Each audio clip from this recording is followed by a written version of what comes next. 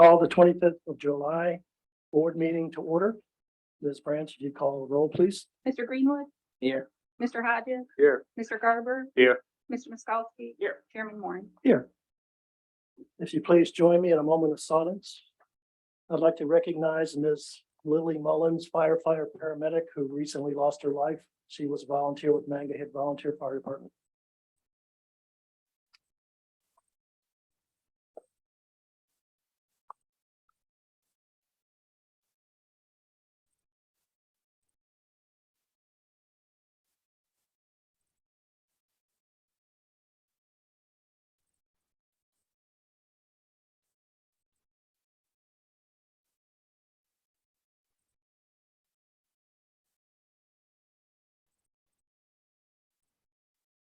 Would you please join me in the pledge of allegiance? I pledge allegiance to the flag of the United States of America, and to the republic which stands one nation under God, indivisible, with liberty and justice.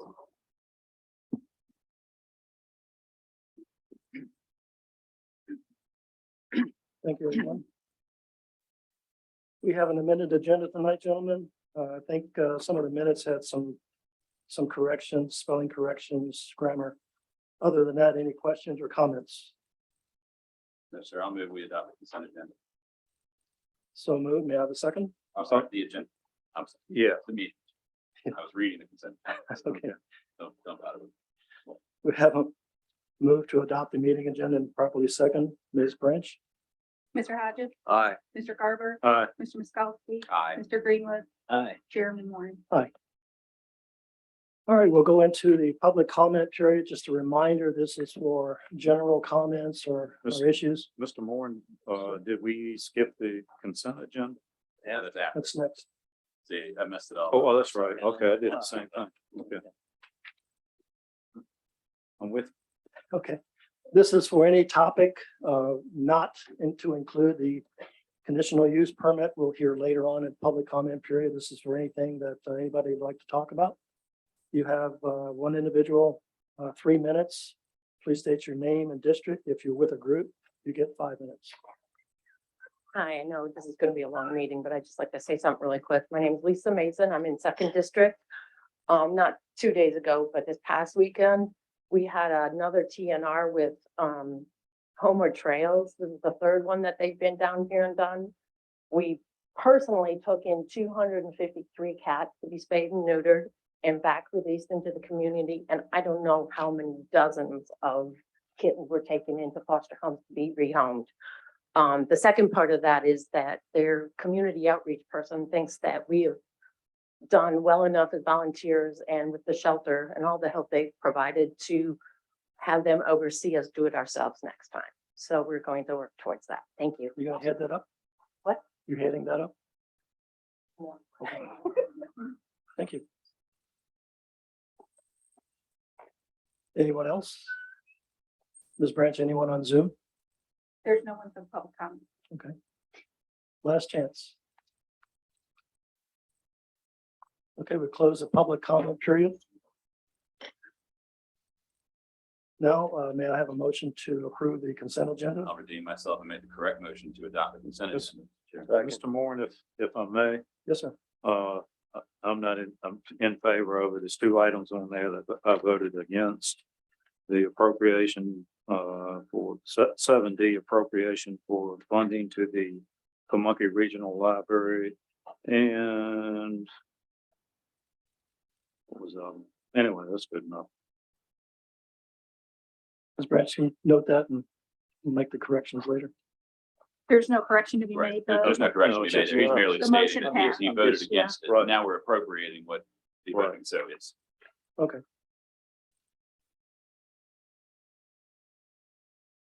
And I had a second, I believe. I did. Okay. Ms. Branch? Mr. Garber, No. Mr. Miskowski, aye. Mr. Greenwood, No. Mr. Hodges, Aye. Chairman Warren. Aye. Okay, next up, we have a presentation. If Ms. Graham could come forward.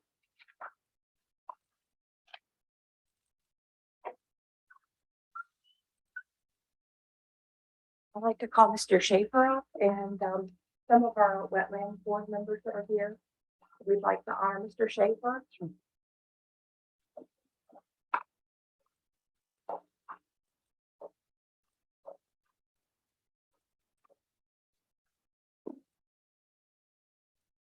Mr. Schaefer actually started in 1977 with the Board of Zoning Appeals.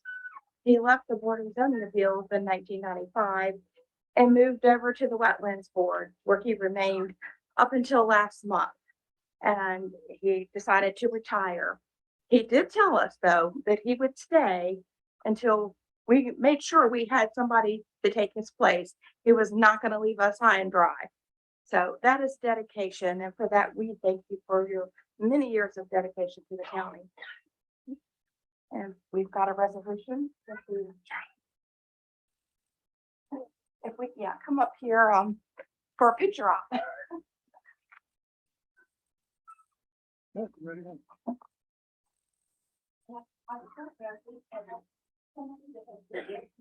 Or over 45 years. I couldn't find out, but that's a long time. Sure, want to get a little closer.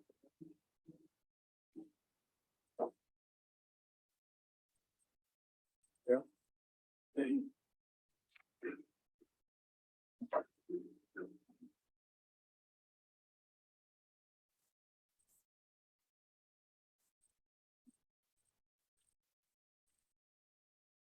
Okay, oh, three, please.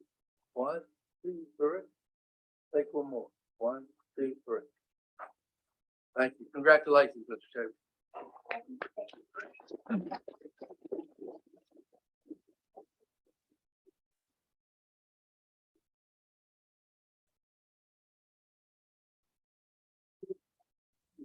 Chair.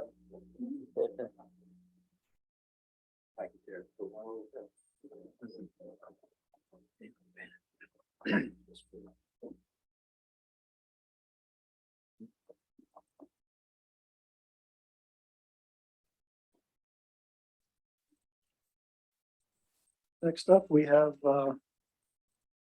Mr. Travis Wolf to give us an update on the public safety radio system.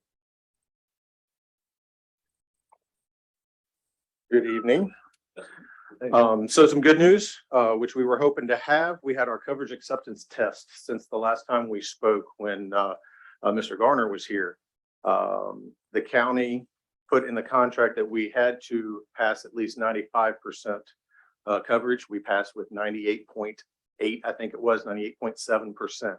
So of all the tiles that were tested, only 5 failed. Ironically enough, all 5 that failed had every square to the north, south, east, and west of it passed. So who knows, maybe the cloud was in the wrong spot. We could probably go back today and test it and it worked. But Captain Hamilton has probably driven his car in certain areas of the county that he's never been before, along with Chief Jones with the team, and they were able to have a very good coverage acceptance test. This morning, we kicked off the Go Live week of the program. We've started programming some of the radios today, and over the next couple of days, they will be at Fire Station 1 as well as West Point Fire Station, and then finally on Friday to the schools to be able to do all of the radios there. Be done cut over. There'll be a lot of things going on this week. We will not lose coverage at any time because we still ride handover system during the cutover. So emergency communication will not be down. Any questions? I do, Mr. Chair. Yes, sir. I know you probably didn't check inside of all the schools, but how about the school ground? Actually, we did. Very good question. I'll start with West Point.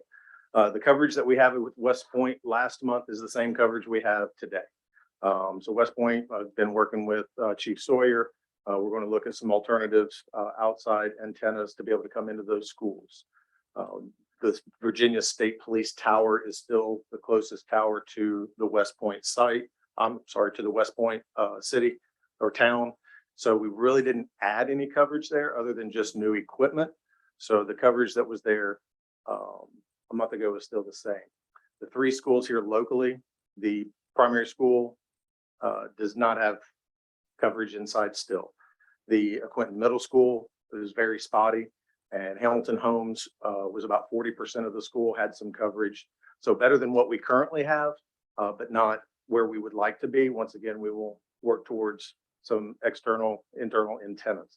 The high school passed at 100%. They could not find a spot in the high school that they could not communicate.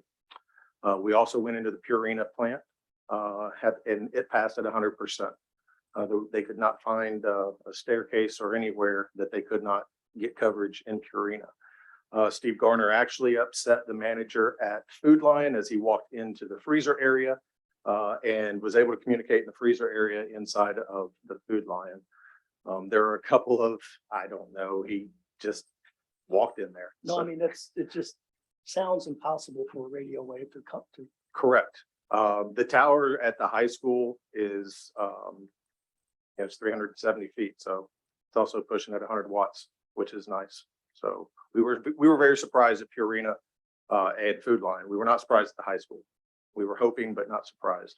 There were a few boat ramps that we not only not able to communicate, but the radios would show offline or no communication, and those towards Walkerton, and also not far from Fire Station 1, as well as inside Fire Station 1, where we had zero coverage, that we now have 100% coverage. Mr. Chair, if I may, what was our coverage area? What percentage prior to this? 40% 40%. of the county, and that was all spillover from Hanover's towers. Okay. Good. And now we're at 98%. But before this new system, it was even worse, Yes, sir. big time. Very much so. And I've got it, Mr. Chair, I gotta ask another question. Yeah, you said we got the same thing at your West Point school, but you never said what that was. Oh, so it's about 40 to 50% inside the three schools. We walked through, and I forget the gentleman's name, the resource officer, as well, Chief, as correct, and Chief Sawyer, we walked through. There were a few areas that it got better, but the really troubling areas in like, the far back corners in the library where the kids meet a lot, right in the center of the school, still zero coverage. And one more, Yes, sir. the mill. We were unable to test in the mill. At the time of the coverage test, they had just come off of a fire about a week prior to that, and they would not allow us in to do testing. Chief Spencer and Chief Smith from West Point are going to be coordinating that once we go live after this week to get into the mill and be able to test that. Yes, well, we've been told earlier in the presentation years ago that the schools probably would have a problem, but we were told that all we had to do was buy that little, I don't know what it was, router, repeater, whatever, that extended it, in the buses and in the schools. So is that something we were thinking about the county doing, or do the schools have to do it? That's going to have to be a good conversation. Okay, good, but we can do it, and that We would probably fix can. that problem.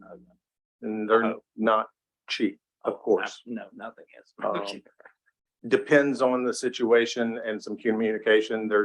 It's been thrown out there that the county might consider putting up a new tower site.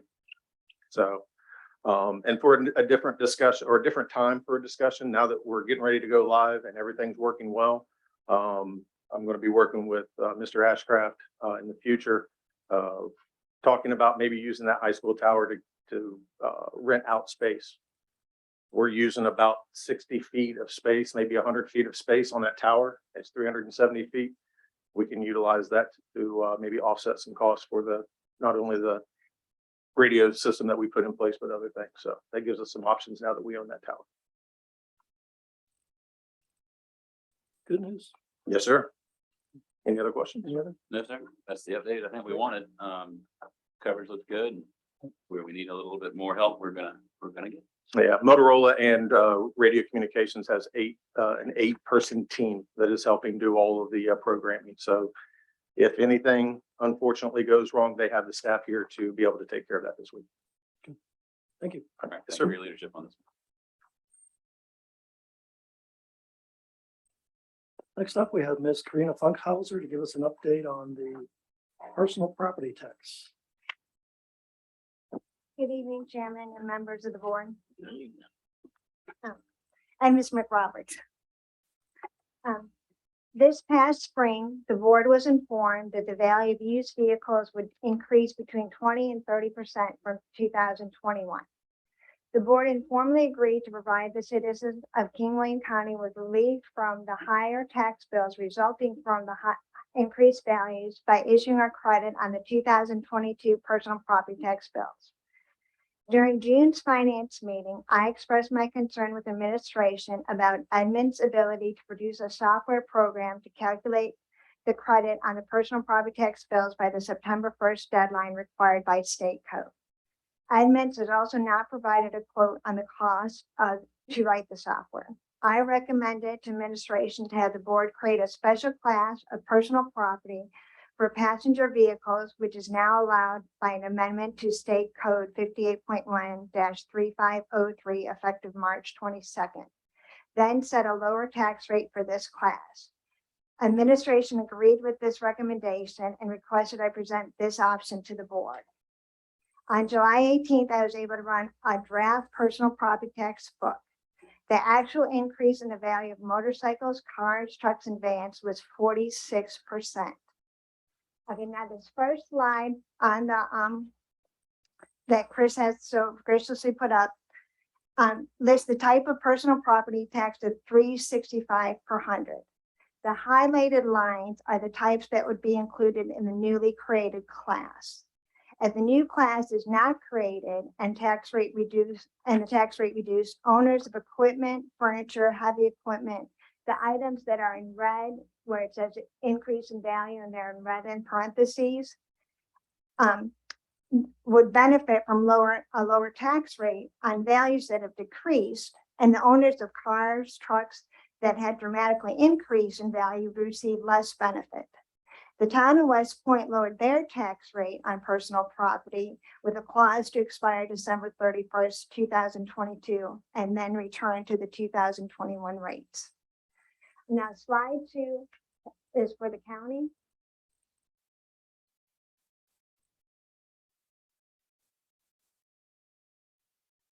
Okay, is for the county, and I have the same slide to come next, which is for West Point, but slide 2 compares 2021 and 2022 values of motorcycles, cars, trucks, and vans in the county, which would be included in the new class.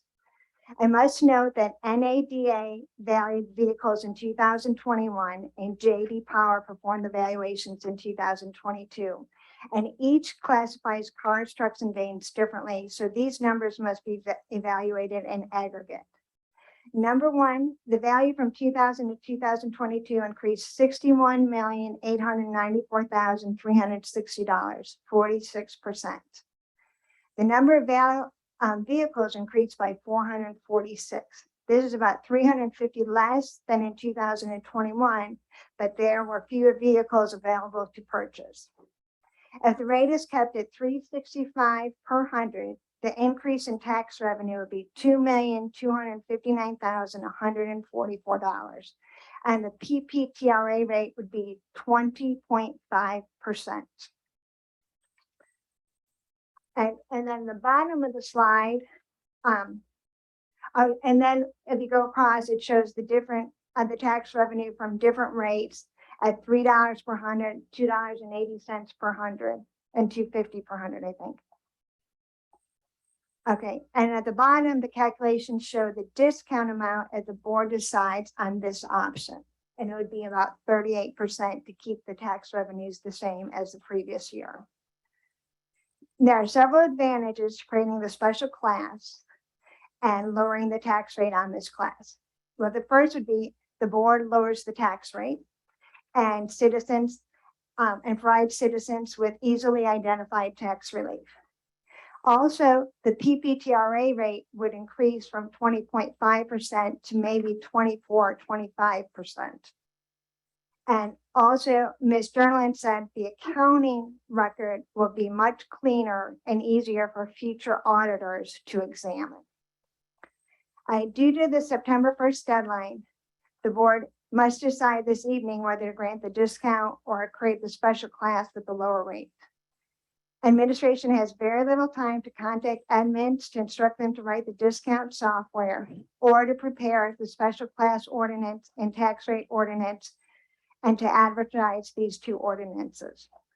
The board would vote on the special class and tax rate at the August 25th meeting. The board would also need to pass a resolution to allow me to set the PPTRA rate for 22 without board approval. Board approval for PPTR rate is mostly a formality. State code does not allow the board to increase the amount. And even if it was allowed, it would disrupt the split levy. The PPTRA amount is always $1,204,131. I know this is a lot of information. The board could pass the ordinance and resolution and have them both expire at the end of 2022. Any questions? Brian? Mr. Chair, if I may, so the way I'm looking at this, if we lower the rate to $2.50, the net would be pretty close to what it is right now for vehicles, cars and trucks. All right. All right, last year, $365 per hundred in 2021, the tax amount was $4,864,000. If the rate is decreased to $3 per hundred, the tax would be $5,855,000. So yeah, 250 would be the closest. To what? Yes. Yeah. I know you wanted to keep things flat, but you have to allow for like the 446 cars, the values were going to go up anyways. And on slide 2 has the rates that would correspond with the town of West Point. So right now, the town of West Point is $1.65 per hundred. And so if you went down to 280, it would be $1.26 in West Point. Mr. Chair, my question goes right along with your comment there. So do we have an idea? We say that we've netted, several hundred new cars, trucks, and vans in the last tax year. Do we have an idea, roughly what that would net out at as far as an increase just based on the new vehicles coming in, not simply. And you could estimate each like new vehicle at 20,000. I mean, I but know it's imperfect math. I just yeah, you don't know exactly tried. because some people just buy a used car, for the kid, it might be like $10,000 or, but, and Ms. Journalin could go back and see what the increase, the average increase is. I I was mean, just curious if we've yeah. done the exercise because it would be Yeah. informative. Yeah. Since we've got to make this decision right now, but I think, as Mr. Garber pointed out, if we look at if we go back to the next slide. If we could. It's right there. Yeah. for the county, Well, no, the next slide is the one that you're asking about. When we set it at 250, yeah. it would net pretty close to what 365 did the year before. Yeah, so And I it'd be think that is- 15,000 more. Right. And so I think there you can logically say that you can account for that in Yeah. the yeah. increased amount of cars coming in. But you could do like 252. I mean, this is just the most. Right. And I'm not trying to make it Yeah. absolutely perfect because there's Yeah. really no way that we can do it. We're going to have to make a lot of assumptions Yeah. and stuff like Yeah. that. And just, it would help. But I think that the spirit of what we had said we wanted to accomplish Yeah. was basically equalizing it and offsetting the dramatic increase that that we're seeing that we believe is Yeah. a transient increase in these Yeah. prices. So I think it probably makes sense. I mean, this method seems to be the preferred method by administration and finance Yeah. as well, right? Yeah, I mean, if you decide to create the special class and the tax rate, then I would work with Ms. Journalin and we run these figures again and then let you all know and they can advertise the rate. If you want to keep it about like 250, maybe it'd be 252 or 253. And then the corresponding rate in the town. You said we need to do this tonight. Well, if you decide on the discount, the county has to notify admins to start writing the software. And one thing, just so the folks out here know. Yeah. It will probably be put in there that it will end at the end of the year in 22. However, we may reduce it again Right. next year. Yeah, I mean, you could pass this, let it expire, and then, next year we'd have more time If we're in to the go same- to do it again. They say the elevated values will, stay through 2023. And now, this week, the Federal Reserve might raise the interest rate another 0.75%, and then are we going in a recession? It depends which economist you talk to. Any, values might decrease, but maybe they only decrease 10%, and then people still have 30% of elevated values. So, I mean, a lot can happen between now and. Oh, sure. Well, this- heading into this. Yeah. Remember, we all thought that the price of all these things was going to absolutely plummet because Yes. someone was driving and Yeah. but the exact opposite. is Yeah. true. Wow. I mean, this chips that, the computer chips used to make new vehicles, that still has not been, solved. And there's still not enough new cars being built. Like if you order and I just happen to have a friend who works for a Ford dealership. If you order a Ford 150, you could order it, you're not going to get it for a year. So, But we do not want to go to Edmunds for a software change. We want to, if we do not go to Edmunds, we'll save whatever money they're going to charge, which we don't know. And the county is in control. and you will do what? We could set the rate. You just go on the computer and for each different type, you put in the rate. Just want to make it clear to the other members. Okay. That we can either ask Edmunds to do this or do it ourselves. Well, if we do it this way, we can do it in-house, right? Yes, Okay. Edmunds said they can do it. I mean, with my experience with Edmunds, I just am concerned that they could get it done in time.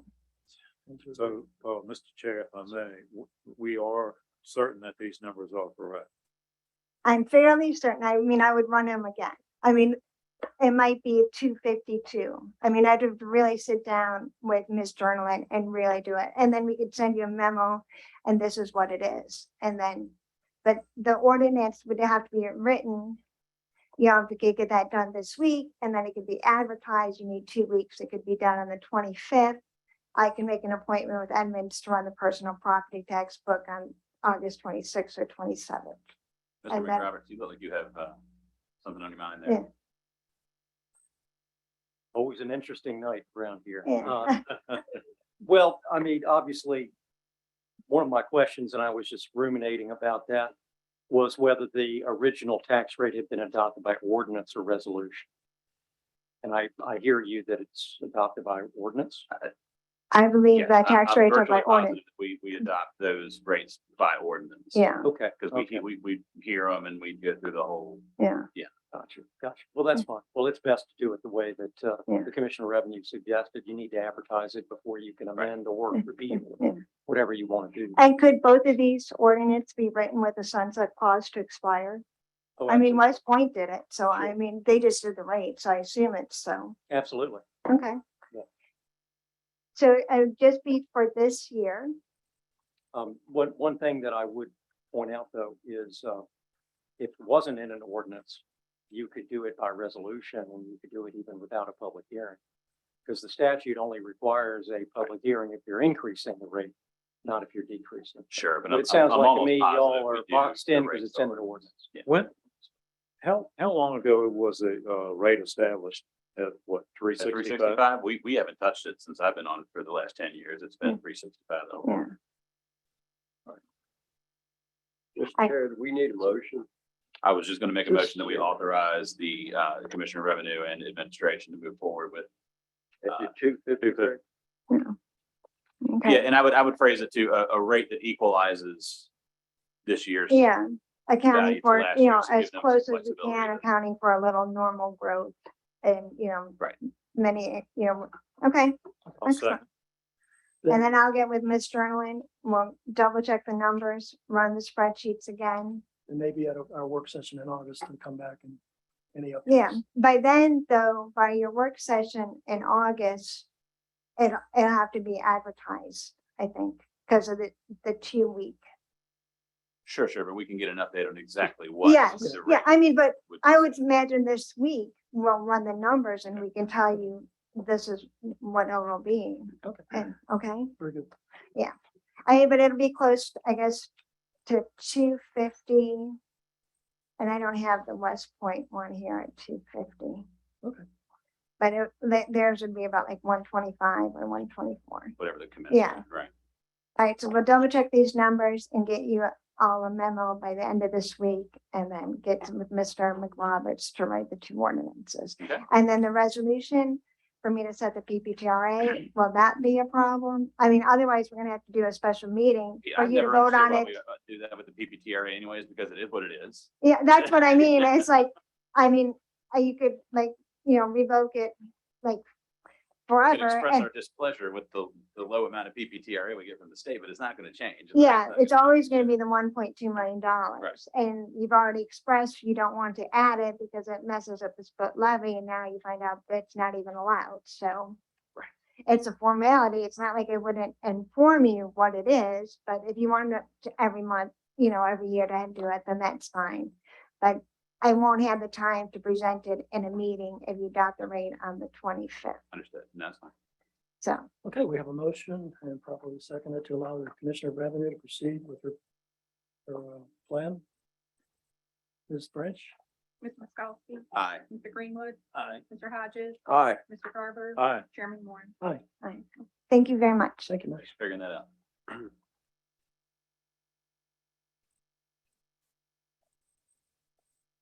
Next up, we have an amended agenda item. Mr. Hodges, if you please present your proposal.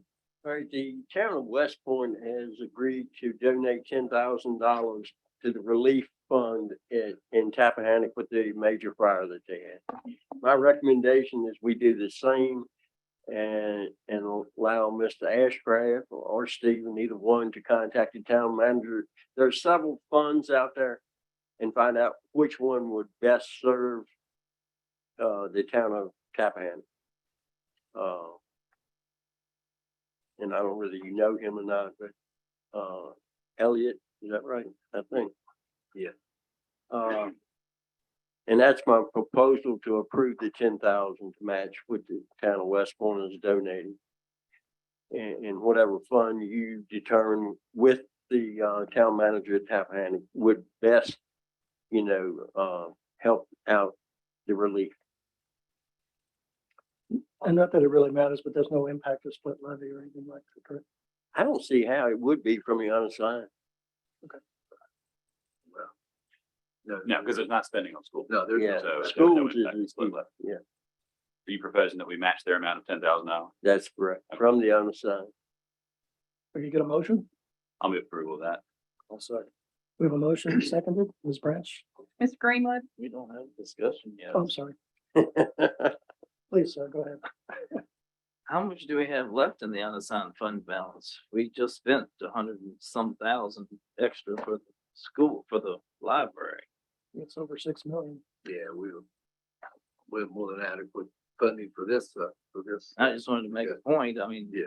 that's not even our county. I mean, I agree it's bad, but that's what churches and civic organizations and GoFundMe's for. I mean, I just wanted to bring that up. We seem to be like spending money like it's readily available. That's it. I'll say, Mr. Chair, if I may, this one I am in favor of.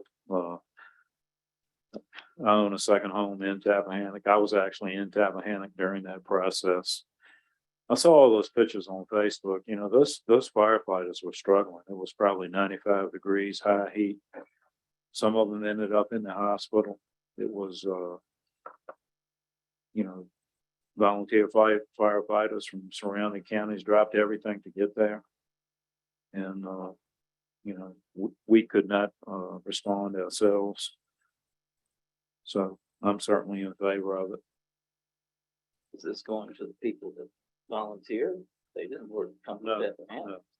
But we did not respond. Yeah, most of the funds that they have over there says it will go towards the residents, businesses that have been affected. Certainly the businesses have insurance, but there were people living in Yeah. apartments and so forth that Absolutely. need some extra help. Right, people who are unemployed.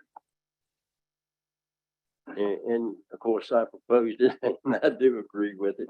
And dealing with whether it's our county, I would hope that they would come forward if should some catastrophe hit. I mean, we've got areas that could get hit like that very easily. Central Garage, the town of West Point. I would hope that they would come through also, but I'm in favor of it and will vote for it. Okay, we have the motion seconded with discussion. Any other discussion? Ms. Branch? Mr. Greenwood, I'm gonna abstain. Mr. Hodges, Aye.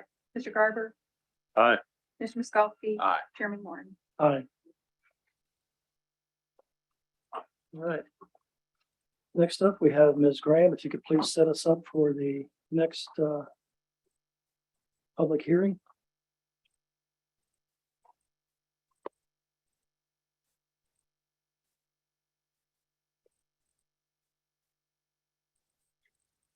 So tonight we have a public hearing for Mr. Sneed for his campground. You just received a modification to his request. Under the original CUP request, he was requesting to operate a campground that consisted of 4 platform, I guess they're clamping sites, a larger platform gazebo, 6 recreational RV sites, a primitive camping area, and 9 additional campsites. He also wanted to have a check-in office, dump station, guest house, bathhouse with a laundry, boathouse, and a large and small gazebo. He's modified his request, and under this, he's removing the enlarged parking area, the RV area, associated roadways, bathhouse, dump station, new check-in office, and the 9 new primitive campsites.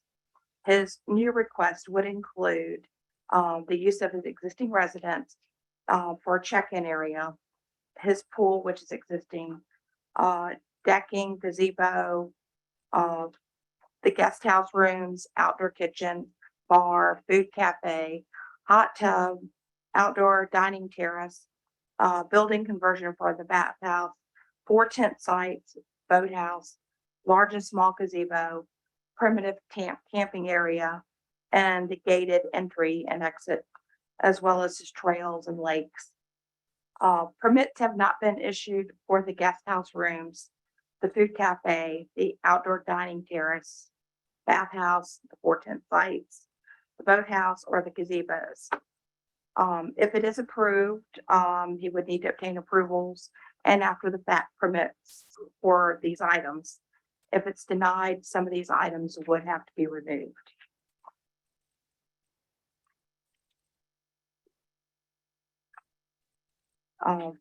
There were some plans that you should have with this modification. With that, he is also wanting to widen the drive so that his guests would not be going onto Roanoke Trail. They would stay on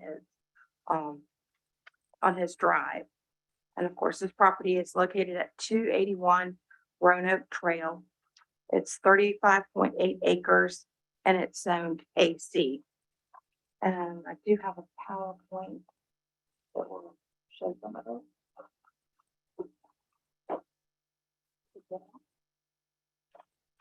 I'll put it on here if you need.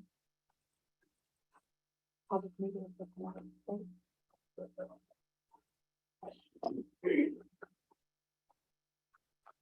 And this went before the planning commission on June 7th. The planning commission did recommend denial of the CUP.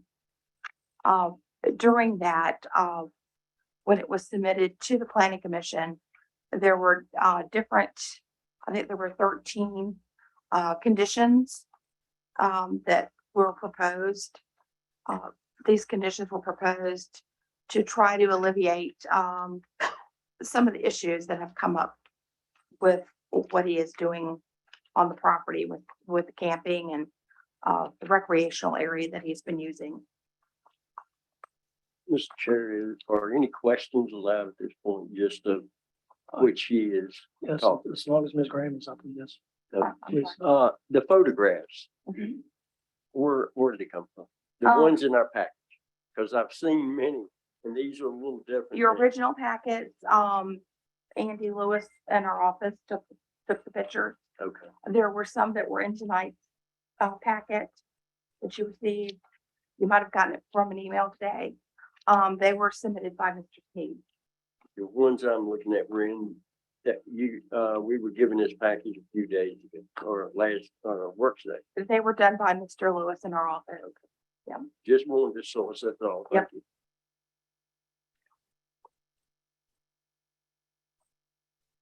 So with this,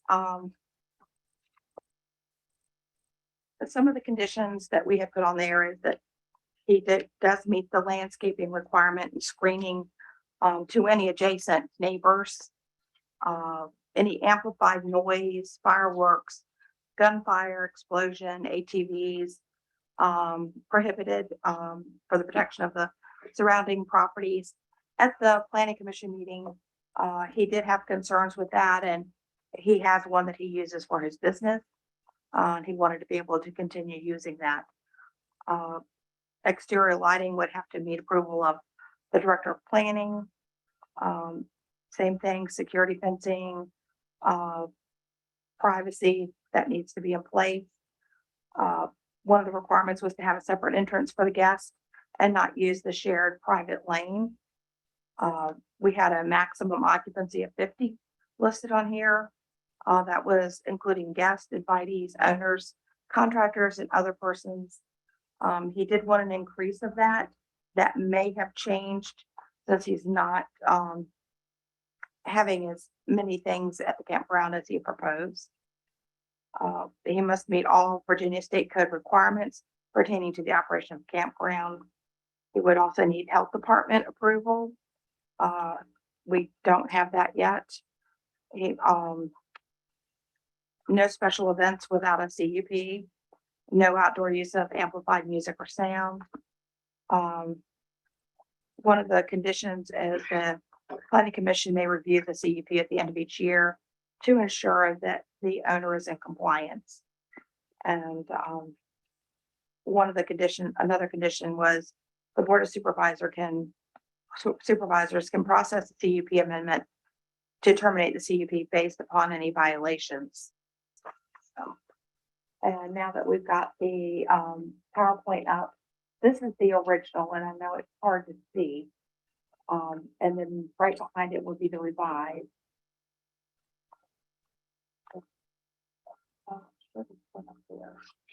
And this shows that everything in that area is AC.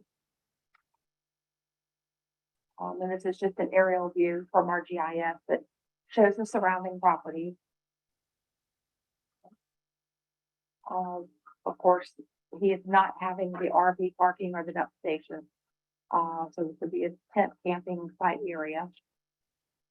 And that is the drive going towards dwelling. He's not gonna have a check-in station anymore.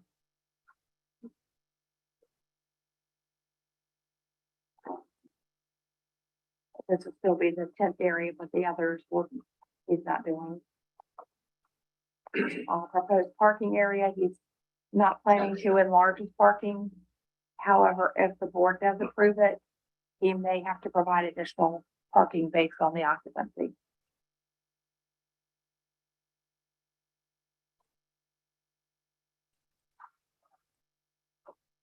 This is the outdoor kitchen located beside his dwelling.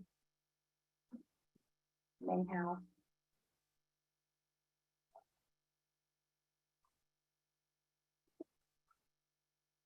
This is outdoor dining area.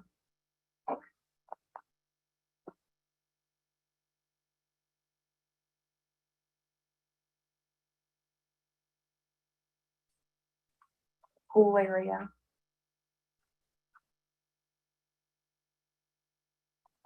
This is the outdoor kitchen and dining. Hot tub area. Pool area. This is the covered tent site.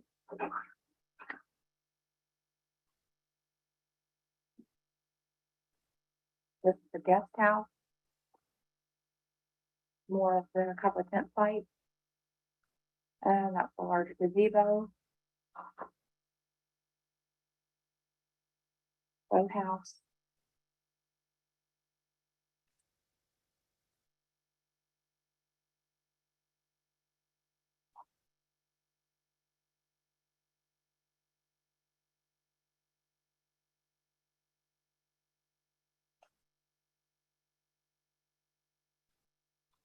This is the entrance.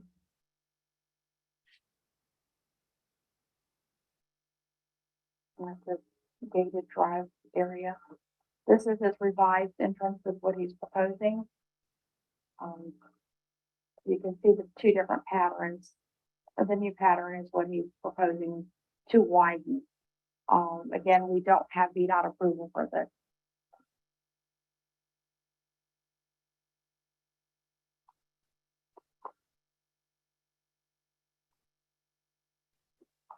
How much time traditionally would VDOT take to review and approve, disapprove? 45 days. 45? When I was thumbing, Mr. Chair, if I may, when I was thumbing through this paperwork, I noticed on page 65, the applicant, I guess it was from, I don't know, just made a quick note, but it deals with serving food. Applicant is not permitted to serve food to facilities clientele apart from registered guests of the bed and breakfast. So is that something that he is proposing to do? He is proposing to have his He- outdoor kitchen area And and he has to be cafe. permitted? He would have to be permitted. Right now, he does not have zoning or building permits for that. And he would have to get health department approval as well. In, Mr. Chair, if I may, on page 66, it's the Virginia Department of Health, permit issued in 2017 for a commercial conventional on-site sewage system. That being 1 bedroom, 2 hotel rooms. I assume that's a bed and breakfast. And 2 regular campsites. So is that a fundamental requirement for these campsites? They would have to get health department approval as well before we could. So it has to be physical on-site sewage and not porta john. No pump and haul, don't. They would have to have, the septic system as well as water system that will handle any additional people. I assume it is a 4-bedroom conventional system is that for the house or a separate system? It was another permit in this paperwork. They may have done an extension to the existing. I don't think they're On page 7, I think. not 2 separate ones. Okay. He does have 1 bedroom in his house currently, so. Mr. Chair. Sure. I see that they have a permit to have this. But where is the permit that inspected the installation and installment of this size unit? They did not get building permits or any electrical, plumbing, or mechanical for most of the things. The pool and stuff like that. they Do we did. even know if they added anything or are they just attached to the existing residence? Well, the guest house, and I guess maybe I need to back up a little bit. In 2018, he got a permit for a bed and breakfast to be in the primary residence. Mhm. He converted the storage building into a 2-bedroom guest house, which is where he's been operating his B&B. He had also a zoning permit approval for 1 camping area. And with that, I mean, they could camp on the ground, but he did build the 4 platform, the glamping sites. And I think I know the answer, but there were no permits to do the kitchen? No. No permits to put in the split system that heats and cools that area? No. No permits to do the electrical for the ovens, stoves, whatever that he has? No permits for the commercial kitchen. Mr. Chair, if I may ask another question. Sure. Go ahead. The structures that have been added and that were not physically, we didn't have a building permit on. Do we know whether they are are they eligible for after the fact building permit, or have we looked at those structures to find out if maybe they're substandard? The glamping site and the larger gazebo that was under construction, there are some framing issues. We don't know what the footing entails. So, they would require a structural engineer to certify them. And then, of course, some of this is gonna be up to our building official, but they would have to be certified by an engineer since. And not only in that, but in the guest house and other structures that have been built without permits. Because some stuff is hidden and we're not able to see it anymore. So, Do we have the original, conditional use permit in this package? yeah, I'm the ju- one The, from this year or no, what was approved, initially, I guess, when was it, 2012 or well, I think in 2017, 27? he had applied for a campground, but he withdrew that application, so it never went forward. Did that permit look similar to this one? I mean, not permit, but did that application look similar? No, Totally different. there was a whole lot more added to this one in his original requests.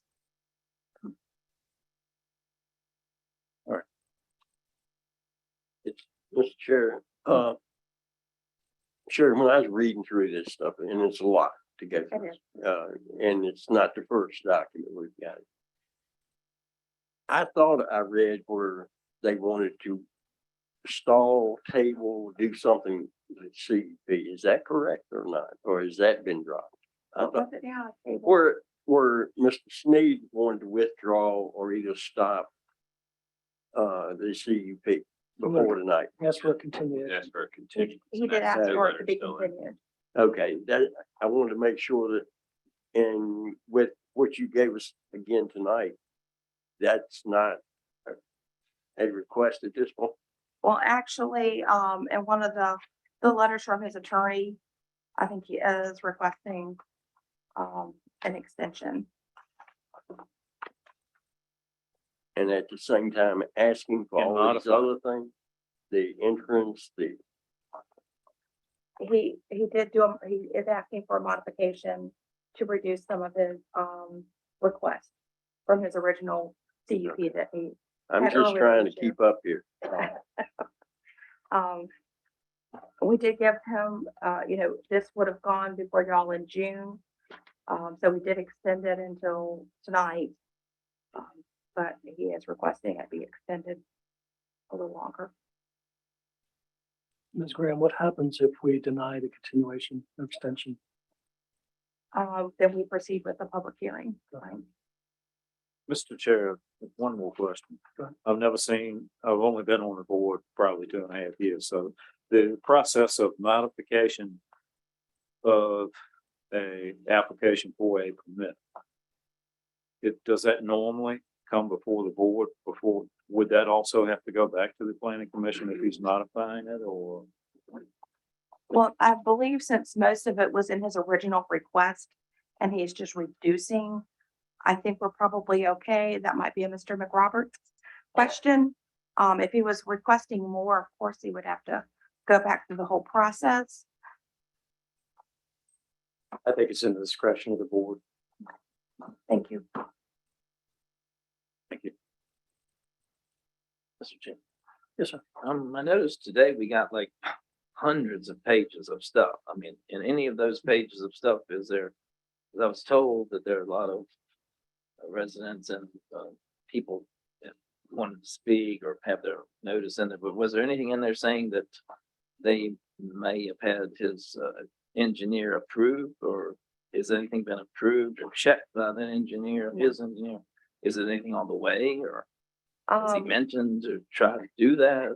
That would be a question for For Mrs. him, Need, okay. because I believe at this point, it's gonna depend on what the board votes. If they deny it, of course.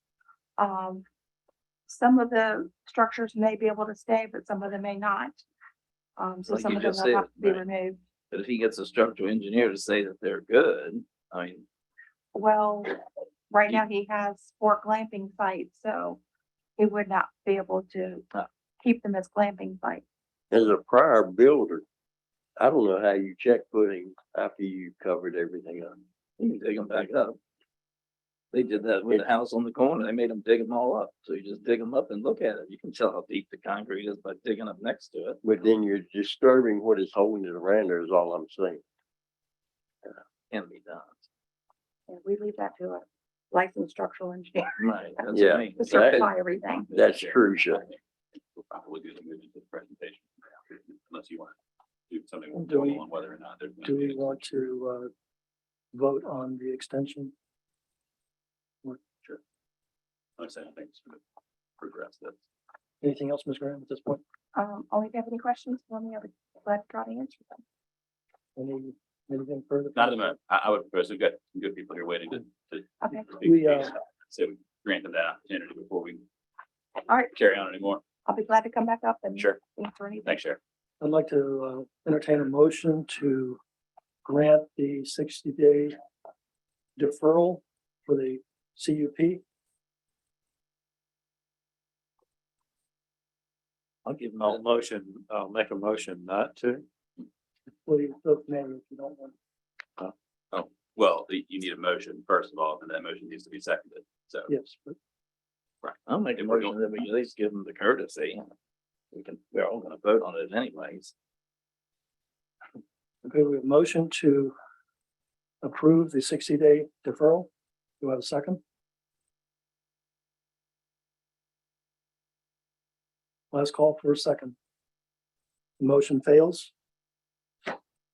Do I have a motion to disapprove the 60-day continuation? I'll make a motion to disapprove the 60-day continuation. Second.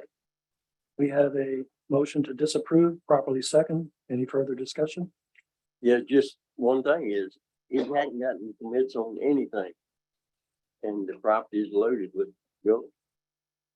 That's the reason I'm going the way I'm going. Ms. Branch? Mr. Garber. Aye. Mr. Miskowski. Aye. Mr. Greenwood, Nay. Mr. Hodges, All right, Mr. Chairman Moore.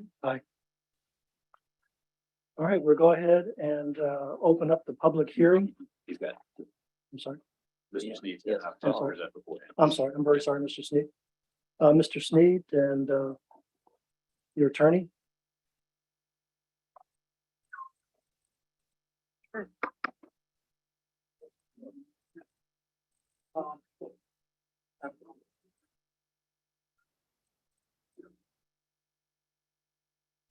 Good evening. My name is Charles Sneed. I live at 281 Roanoke Trail. I am the owner of Zebulon's Grotto. I've asked my counsel, Mr. Glenn Ayers, to go over to present some of the details about my CUP application. I realize this is more of a complicated application, one you may have not seen like this before. But before we go any further, I do want to apologize to the county. I want to apologize to this board. I want to apologize to my neighbors and my guests who have come here, who have assembled here in support of me tonight. As a state licensed landscape architect, I'm familiar with the requirements of development. And yet, in the process of turning what started as a hobby interest into a full-time business, I neglected to follow many of the rules. And for that, I sincerely apologize for the zoning and building permit violations. And I want to assure you that if awarded, I will follow, comply, and operate within all the county and state requirements for a campground. I ask this board to give me a second chance at making it right with this modified commercial conditional use application. We made some minor changes, or actually some major changes, to reduce the scope, to work within the bounds of what has already been built. My attorney is here. My structural engineer is here. He's already started the process. And if Glenn, if you're ready to come up, Glenn is with Ayers, Lafayette, Ayers, and Whitlock. Thank you.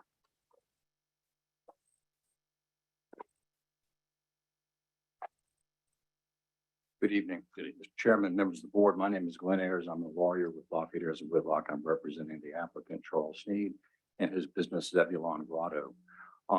Before beginning, I would like to ask the board's permission. I'd like for the supporters of this motion to stand to be recognized in lieu of speaking about their support for the motion. With the supporters of Deferral. Thank you.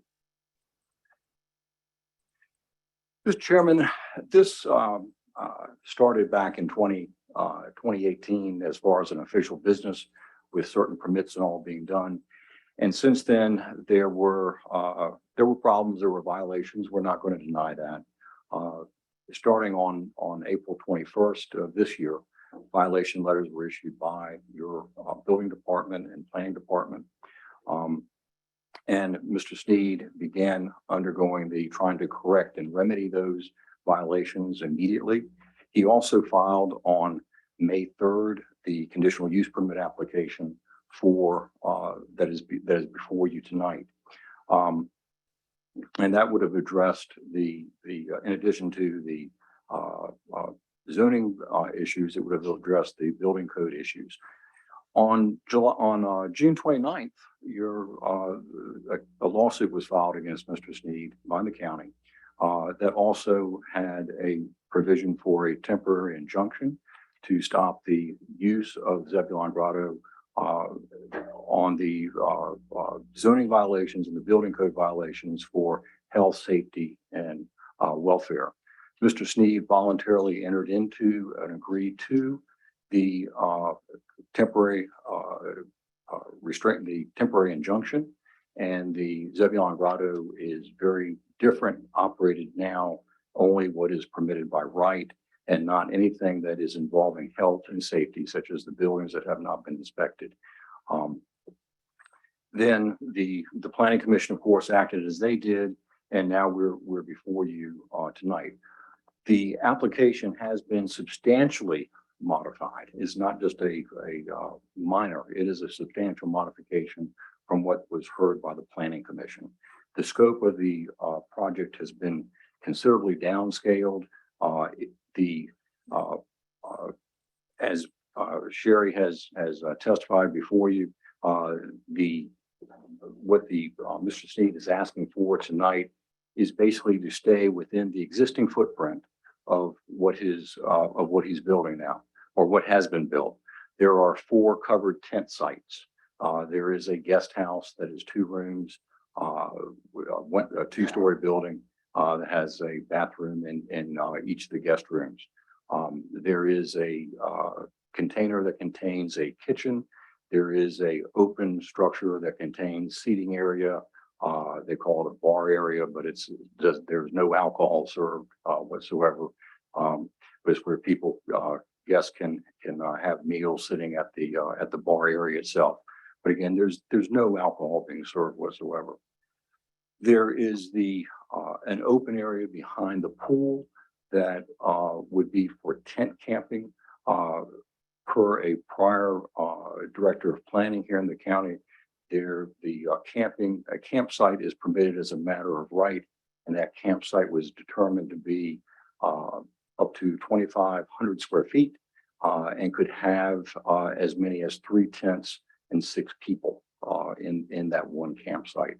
What is being asked for is the 4 covered campsites, which are set up for 2 people each, and then tent camping around those campsites area in between the pool that would accommodate from between 10 to 30 people with up to 5 separate campsites within that area, with the campsites being anywhere from 2 to 3 or 4 people within each of those campsites.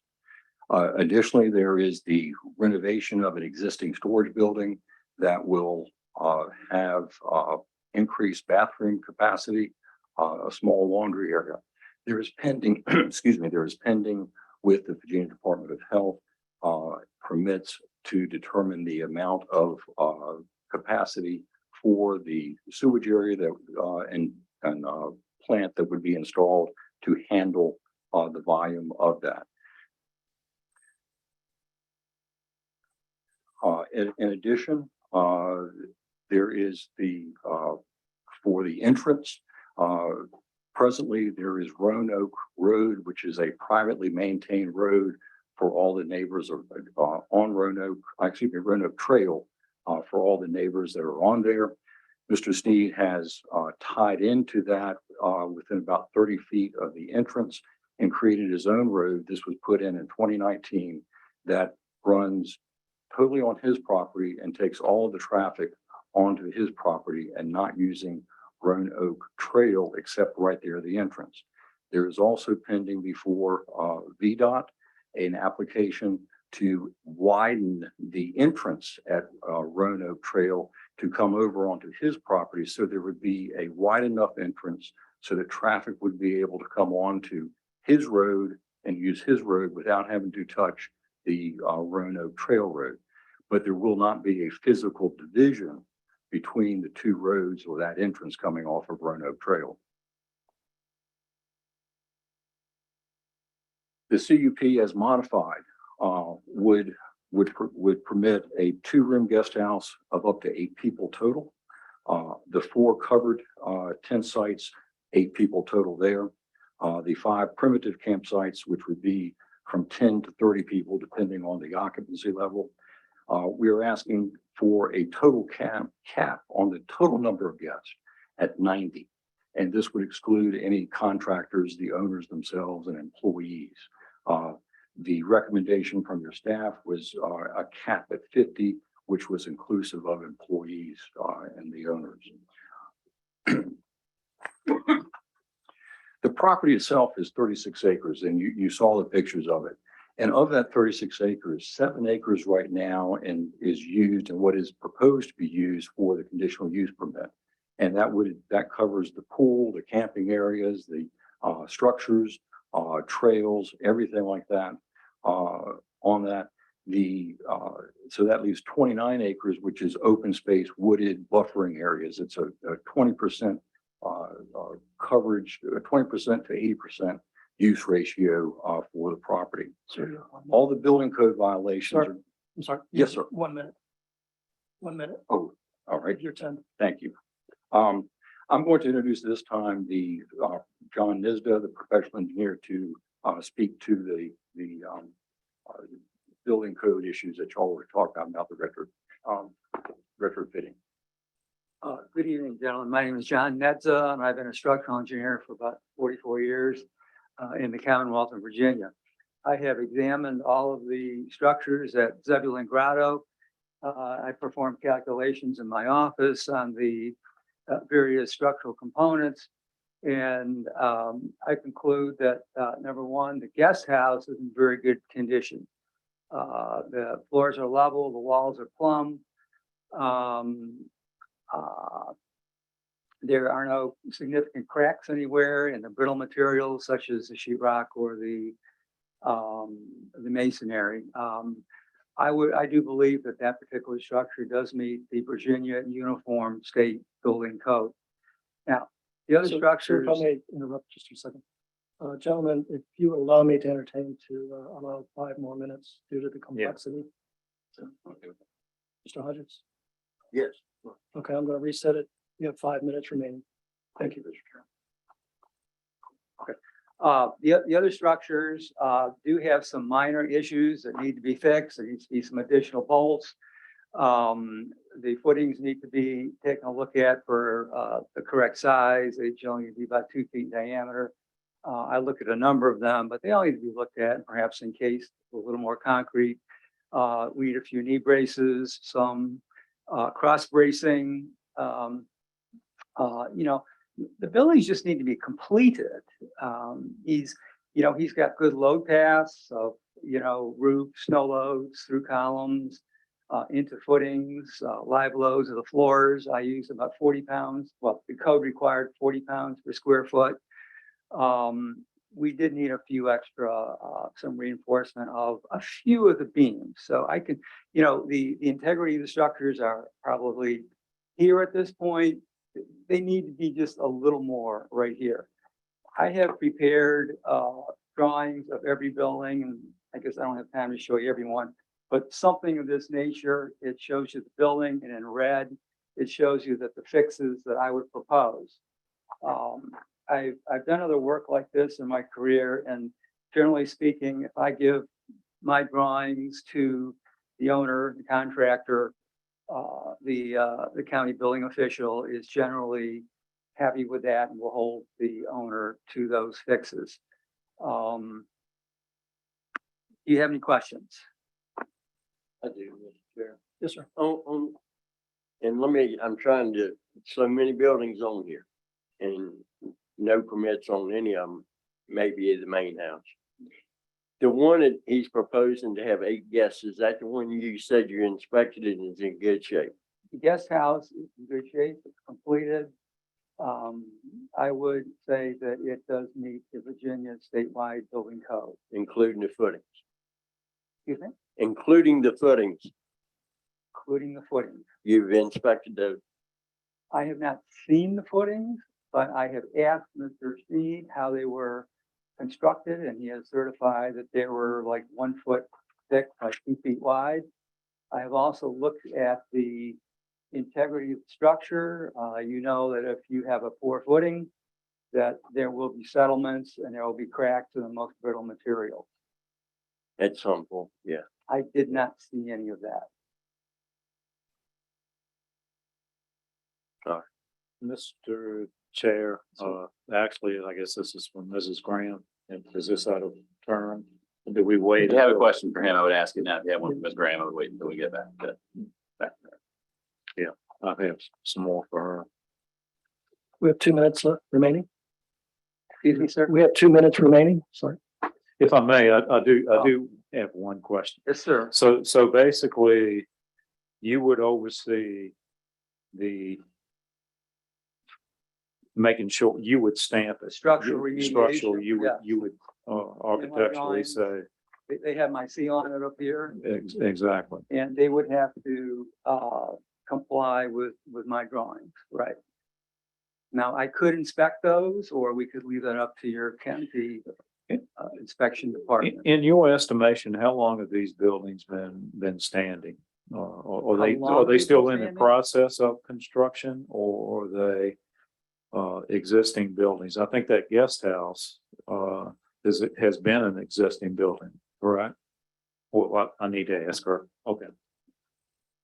They're existing. I don't know what their age is. They didn't look that old to me. You know, a lot of them look like, you know, the deck you probably have on your back porch, you know. And everything's open. I mean, you can get under it, you can get over it. They just need completing, you know, in accordance with the drawings that I have. Mhm. And they're pretty close. Sir, if you have any closing, 1 minute. If I can come back. Thank you, Mr. Chairman. The two points I wish to finish on. There have been since 2018, 16 police call complaints, so sheriff department's complaints to this property, of which 3 were for music violations or loud noise from music. 2 were for fireworks on July 4th weekend several years ago. 1 was for a public nudity. This Zebulon Grotto is a clothing optional resort. However, is completely screened, but at that time, this was before all the hedges and the private road had been put in, and there was some guests disrobed too soon, and they were seen by neighbors. There have been 6 complaints that have been filed by Mr. Sneed for the harassment from his neighbors. Cameras being posted on the property, blocking access for his guests, drones flying overhead. It got to the point where with one of his neighbors, there had been cross criminal complaints of which his neighbor was found guilty, and there have been 2 misdemeanor convictions of his neighbor. Mr. Sneed has not been found guilty of anything whatsoever. The last point I would like to bring out is that the county strategic comprehensive plan talks about the promoting agritourism in this district, and the Virginia Tourism Corporation projections, which the county is relying upon for economic impact. Zebulon Grotto would conservatively adds approximately $157,500 a year in spending by guest in the county. This is not only at the facility itself, but also gas stations, other tourist sites, other attractions, and all in King William County.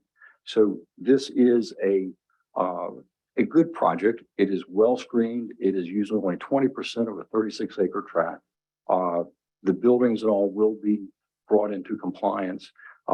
Sanitary sewer will be sanitary issues will be met and addressed.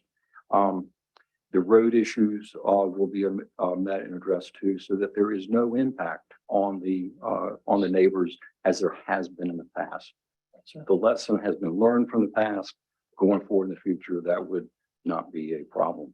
And the last thing I would ask is that if it is the board's desire to turn this to reject or accept the recommendation of the Planning Commission and reject this, I would ask that the board strip out the language of denying Mr. Steve's rights that are granted under the agricultural district for agricultural conservation district that he may use of his property. The Planning Commission got a little bit over their skis and wanted to have the only use of the property being as residential use. So that shuts you down. You're well over your time. Thank you, sir. Thank you. We appreciate your consideration. So,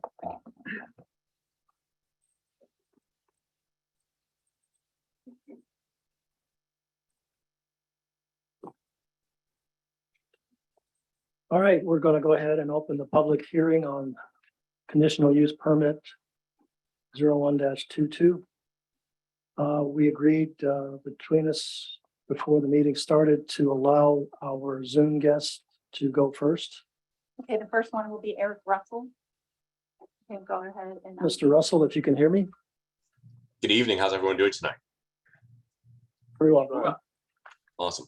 Again, I'm Eric Russell. I'm a professional photographer here in the Virginia area, and my work is used to promote regional tourism by the Commonwealth of Virginia. The work has appeared in such things as The Advocate and Richmond Magazine and other various things to promote regional tourism. And Zebulon's Grotto is one of the only campgrounds within the region that for LGBTQ tourists. And it's also owned by a person of color who's part of the community. This campground is located 30 minutes from Richmond, which is now one of the top 5 LGBTQ cities to visit in the world. Hosting such things as pride events, NASCAR, visitors come to the Commonwealth to visit our great area, and this campground is part of that draw, tourism, regional tourism. People coming here and want a place to stay. People want to go out and stay in the country. They like to camp. They want to see the Commonwealth. It's located directly close to Richmond. You can get to King's Dominion, Busch Gardens. You can take part in Braves games. It's a campground for adults. You know, I fully support it. I love going out there. I've taken clients out there. I recommend it all the time to folks when they come to the Commonwealth. Check out Zebulon's Grotto. If you want to enjoy great country, be outdoors, a friendly atmosphere, that's the place to go. It's integral to part of our tourism. And tourism is what, you know, helps fund things in this area. Okay, thank you, Mr. Russell, for your comments. And I neglected to remind everybody that you have 3 minutes per individual. Ms. Branch, next.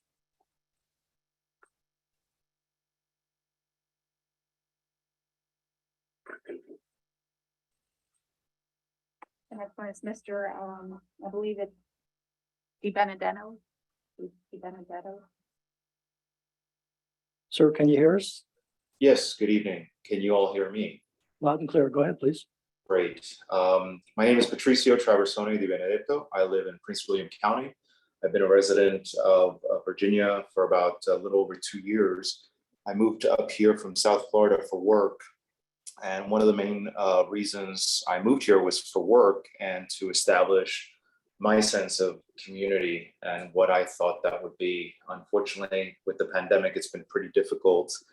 And really one of the few places locally, and by that I mean even as it's been said before in the Commonwealth, that I could establish that was at this campsite. And it's been refreshing for me to be able to drive under 2 hours from my home and have a place to visit, to stay with friends, to visit, and again, spend my money. I think that's one of the key points that has been driven here.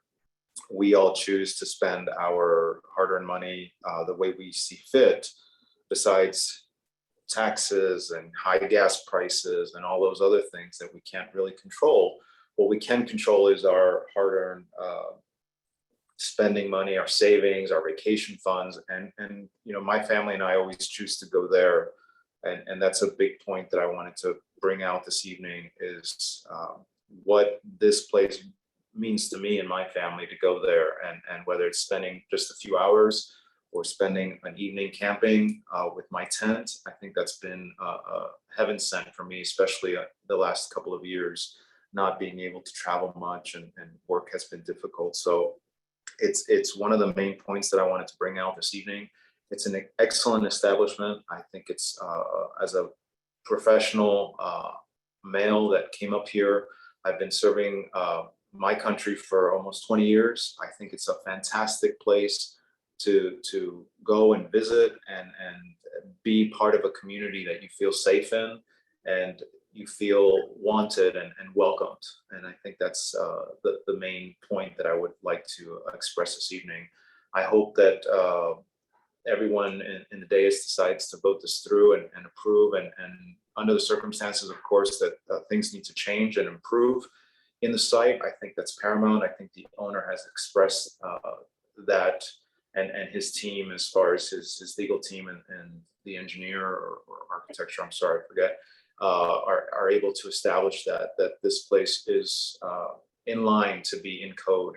And so I wholeheartedly support this site, and being a Virginia resident, I hope that this county will also provide that. Thank you.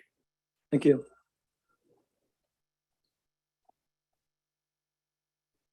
Ms. Branch, next.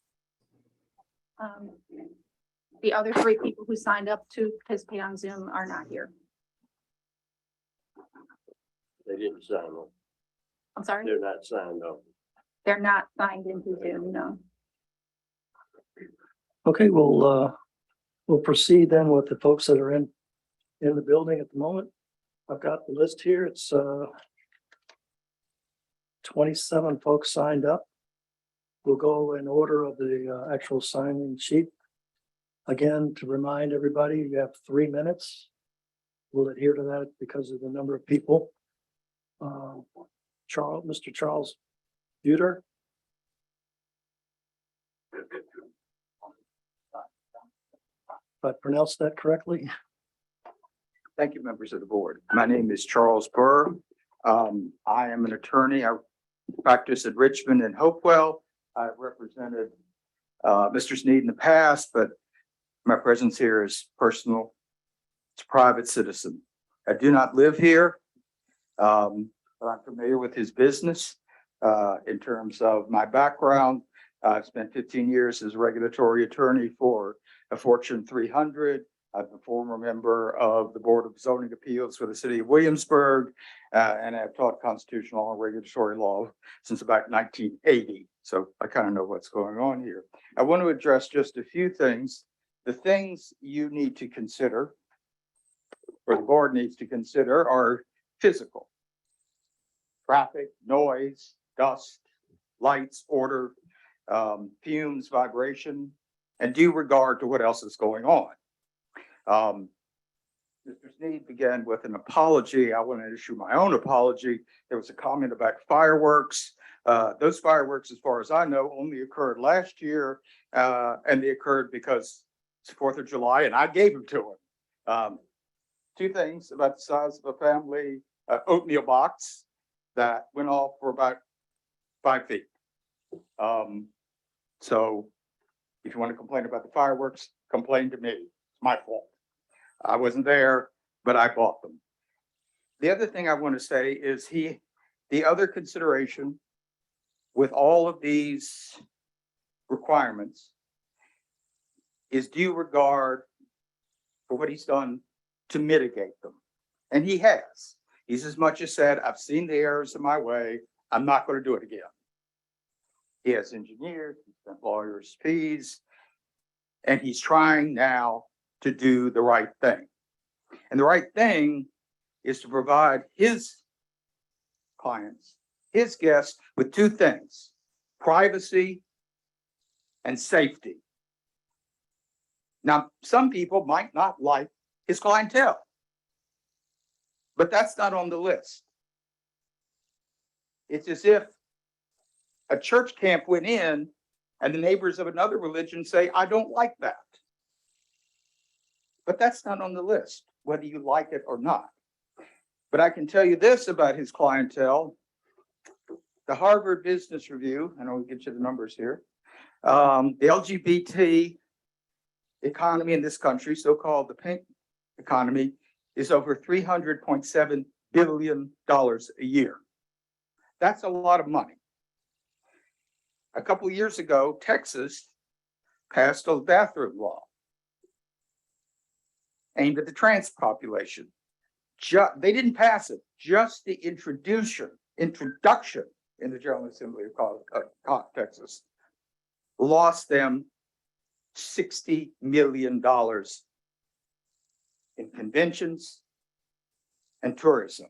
And had it passed, the Department of Tourism said they would lose at least $30.3 billion. So your time is up.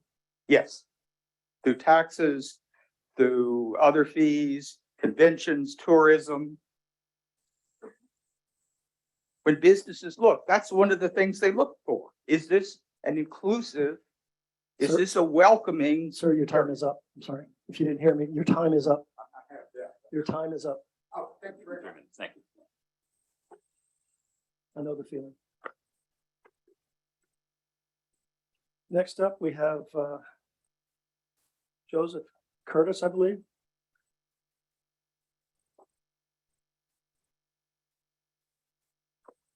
And again, the same rules, 3 minutes.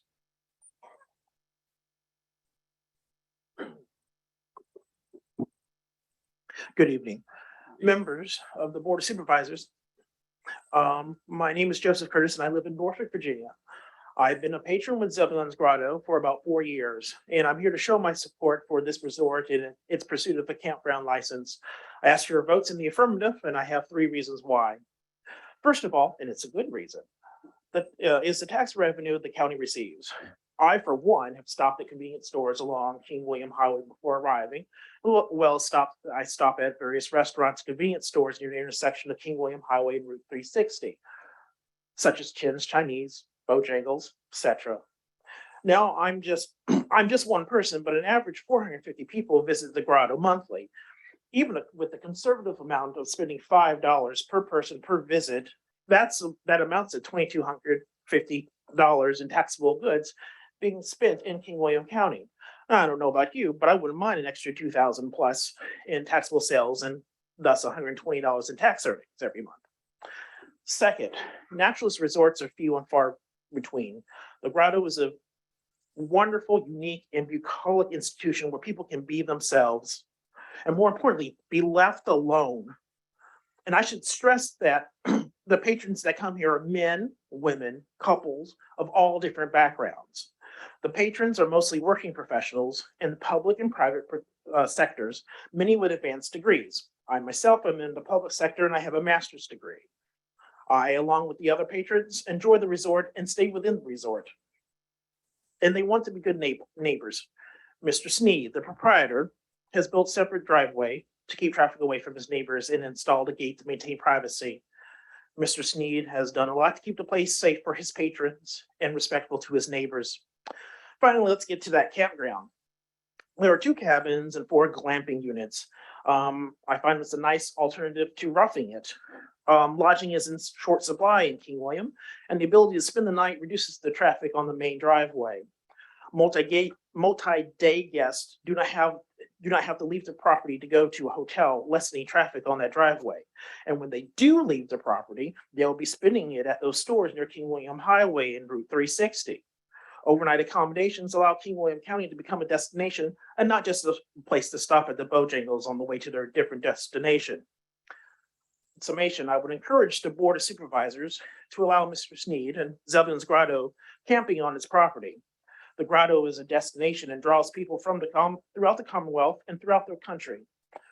I would like to continue coming to King William County, and I would like to continue to encourage others to come visit this wonderful place. Thank you for your time. Next up, we have Mr. Darren McClock. Sorry if I mispronounce your name. Okay. Next up, Jeremy Sharp. Sharp. Shoot.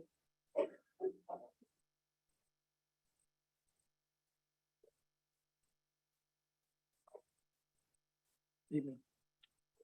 Good evening. I appreciate your time and consideration. Appreciate everybody showing up in the audience and here. My biggest thing is I was at the planning commission meeting and I discussed traffic and safety. I live at 580 Roanoke Road. I drive in and out of Roanoke Road every day. I have met more vehicles than I care to even think about that are turning into that road, Roanoke Trail, and have seen them because I've stopped. Because you almost hit them and you have a moment where you have to consider it. You see them turn into the gate. It's a blind curve in a bottom.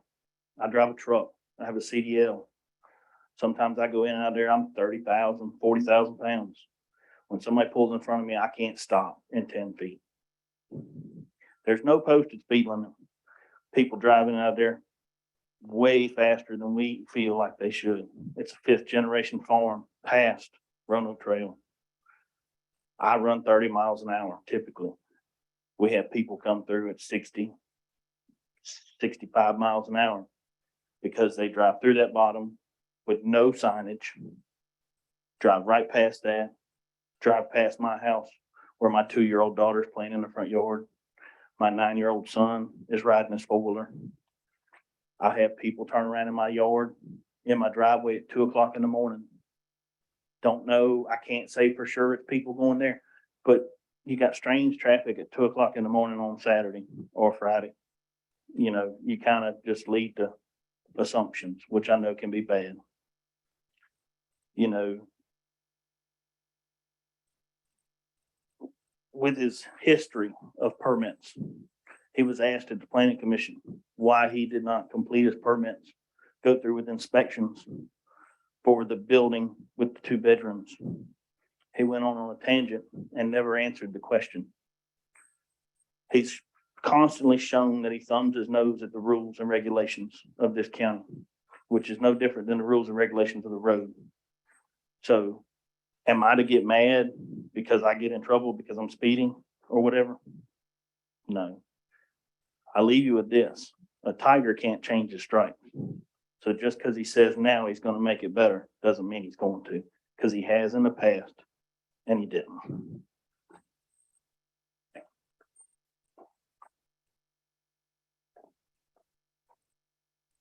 Next up, we have Mr. Ray Luter. Ray Luter.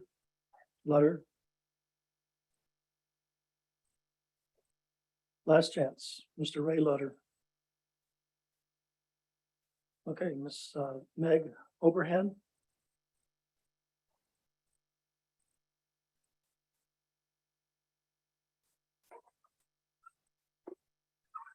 Hi, good evening. Oh man, I'm real short. I'm a resident here in King William County, and I find what Charles offers is a beautiful destination for anyone and everyone who's looking for a serene oasis to relax, to be themselves. And in King William County, we really don't offer a whole lot of places like that, to be quite frank. So I find what Mr. Sneed is offering to be really unique and to bring something to King William County that is truly genuine. I also think that the complaints that his neighbors are bringing are coming from a place of misunderstanding, and that Charles is clearly making it, you know, a true effort to improve in regards to the permits that are needed to be handled. And I would just like to offer my support and encourage you all to approve his conditional use permit for more camping opportunities and more oasis opportunities for people to be themselves in our county. Thank you. Thank you. Thank you. Ma'am, I'm sorry, could you give your address? Yeah, it's 2964 King William County. I'm sorry, 2964 King William Road. Thank you. Yeah, I don't know my address. Actually. Next up, Ms. Queenie Tate.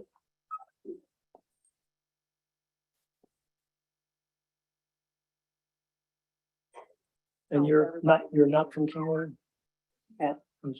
You're not from King William? Oh, no. Okay. I live in Arango.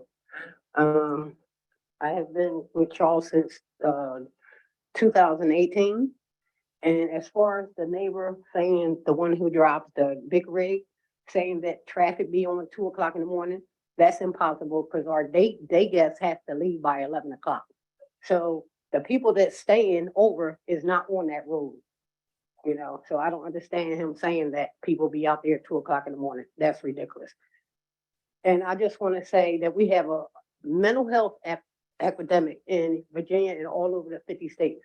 He provides release of, you know, everyday life worries, confusion, where people could just go and relax and get a moment of relief and just relax and let all their worries go, you know?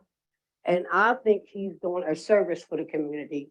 And there's no place like his in Virginia. Well, one more, which is Whitetail. But I think his permits should be approved, his owners should be approved, because we need more places like that so people can just release and be themselves, like the other young lady said. Thank you. Thank you. Thank you.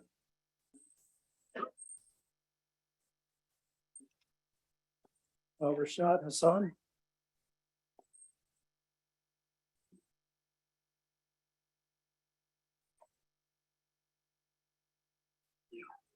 Good evening.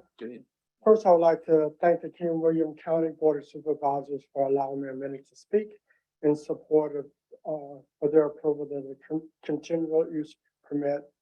And in that, I would like to read a short statement. I am Melvin Rashad Hassan, a resident of Williamsburg, Virginia, James City County. I'm here requesting your approval for the permit for the establishment of a campground at the address 2811 Oak in King William County, also known as Zebulon's Grotto. Zebulon's Grotto is a business that brings hundreds of tourists into the beautiful King William County yearly. While visiting this beautiful area, we also visit and support local businesses. In 2021, my family visited Zebulon's Grotto at least 10 times, spending money at the Italian restaurant, the Burger King, the Exxon Mobil gas station, the hardware store, and the local ABC store. When combined with the money my family spends at Zebulon Grotto, we usually spend over $200 per visit. Please understand the economic impact that hundreds of yearly visitors to Zebulon Grotto brings to your county. This is money brought into the county by those visiting. Without Zebulon's Grotto, my family, many of my friends, and other Zebulon Grotto customers will have no incentives to visit King William County. Therefore, we will be spending our tourist dollars somewhere else. King William is a small rural community that would benefit from the tourist dollars being spent as we visit Zebulon's Grotto. I'm also here to tell you that I'm a veteran of the United States Air Force, and I fully support the approval of this permit. I served 30 years in the United States Air Force, protecting the rights of all Americans, ensuring that all Americans are granted the full rights of citizenship and have the freedom to live their truth without fear and with equal protection under the law. We live in a diverse social society made up of different types of people with many different lifestyle choices. We must realize that we are stronger as a community together than we are apart. According to an article I recently read in Forbes magazines written by Josie Cox, and I quote, A growing body of research has in recent years shown that companies promoting gender and racial diversity tend to perform better financially. A fresh analysis out of Finland now provides evidence that the same is true of companies championing LGBT-friendly policies. This is also true of communities. It is my belief that communities that promote gender, race, and sexual diversity tend to prosper and flourish. It's important that as community leaders, you understand the importance of building a community that is moving forward, a community that reflects the broader demographics of your growing community. It's also imperative that you develop an inclusive community with diverse businesses and opportunities, a community that fights against intolerance, discrimination, and injustice. I realize that there are those who would say no to this approval of the permit. However, I would say they are simply seeking to reduce tax revenue being paid to King William County. While they may have an emotional appeal in their request, however, their emotions do not support the business of running and supporting a building county such as King William County. Mr. Sneed is an exceptional host, and his facility provides a safe. Sir, and your time is up, sir. Thank you, sir. Have a good day. Thank you. Next up, Kay Rutkowski. Mr.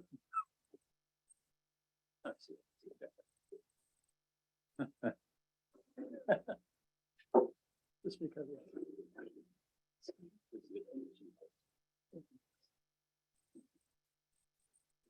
Good evening. My name is Kevin Rutkowski. A little bit about myself real quick. I'm a retired colonel in the Marine Corps. I spent 30 years in the Marine Corps, active in reserve. I'm also a retired police officer from the city of Norfolk. I go to Zebulon Grotto and have been for about 6 years now.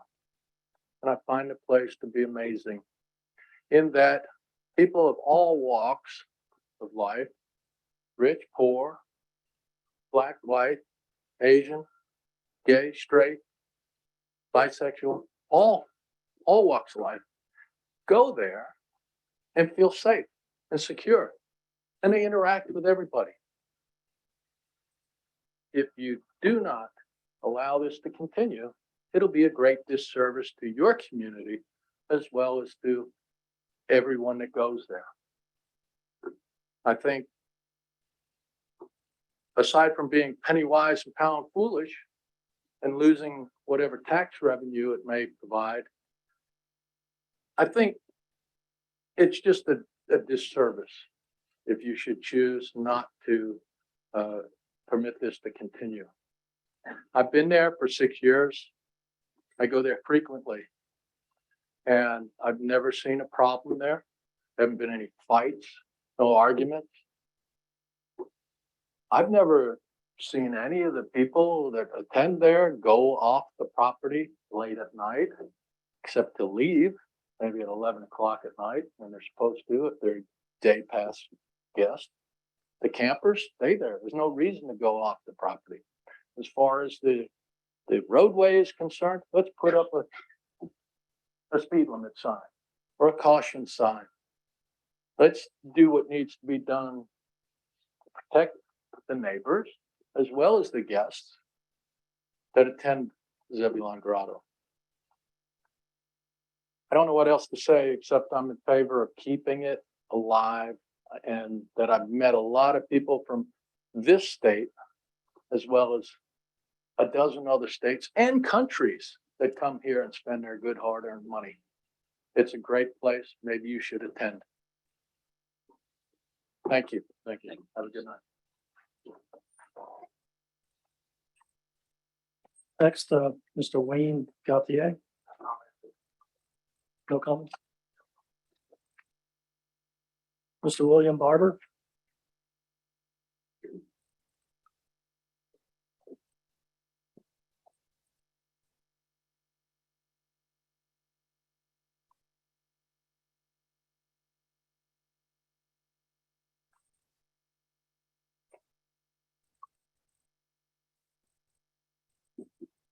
Good afternoon. William Barber, Second District. I live currently at 778 Roanoke Road, and as most of you have in your packets, you have my letters. Basically the same as what I presented to the Planning Commission. I did revise one of my presentations, and I sent it to you all last Thursday. And I'm gonna read a little snippet of that in the essence of time.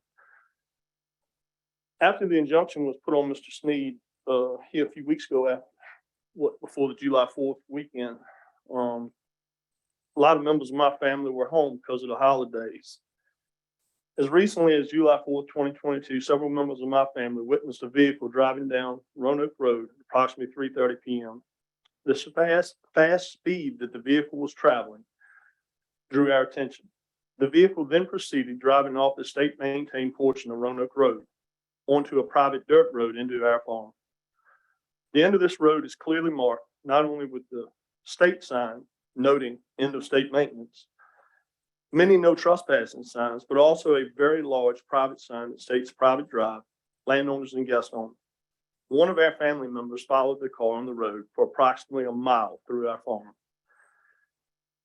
They had not made any attempts to turn around.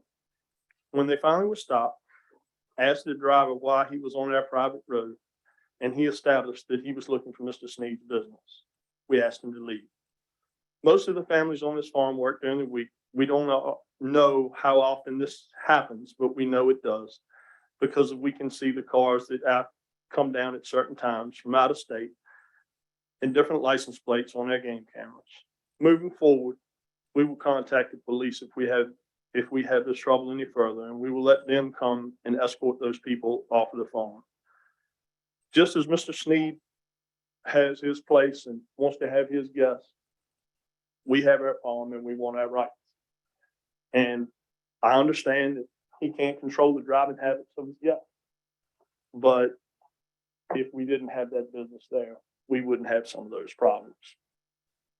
The last point I'll make, several years ago, not exactly this board, maybe Travis was here, there was a proposal for a motocross in King William. If my memory serves me right, that was denied due to the inconvenience and the uproar and what it was going to do to the neighbors that were close to it. How it was going to affect their properties, the noise, and everything else. And I understand this may not be as noisy as motocross. But if King William decided that motocross was not economically beneficial to the county, it was not fair to the neighbors, then I would think that this campground probably wouldn't be economically feasible for this county and wouldn't be a good fit for our neighbors, such as my home. I respectfully ask the board to deny this cut. Thank you for your time. Thank you.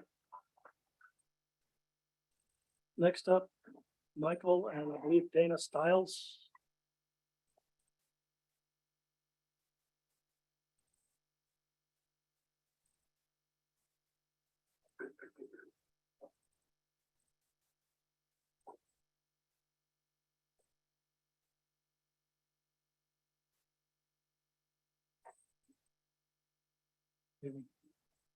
Thank you, board members. I'm Michael and this is Dana. We're here to support Charles, obviously. It's clear from what I heard today, I didn't understand that some of the things he should have been doing, he wasn't. I think you should give him a chance to correct it. It's really as simple as that, isn't it? So we're a couple and we have been at the grotto for over 4 or 5 years now, members. I'll just reiterate what you've heard. An amazing place. She has a top security clearance, works DOD, runs programs. I've been in private business for about 40 years. We both have very, very stressful jobs. So we were looking for a place to unwind, and this place is amazing. So if you can find a way to give Charles a chance to correct the problems, you really should. And that's all I have. Thank you. Thank you.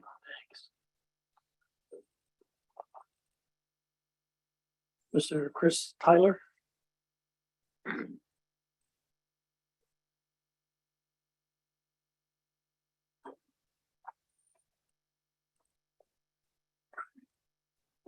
Good evening, everyone. Good evening, board. Good evening, Mr. Chairman. My name is Chris Tyler. I am a former resident of King William County. I resided in the 3rd District. I'm a 2011 graduate of King William High School, and I do have ties to this county as an Eagle Scout and also as a current adopted highway permit holder for Route 647 Mill Road.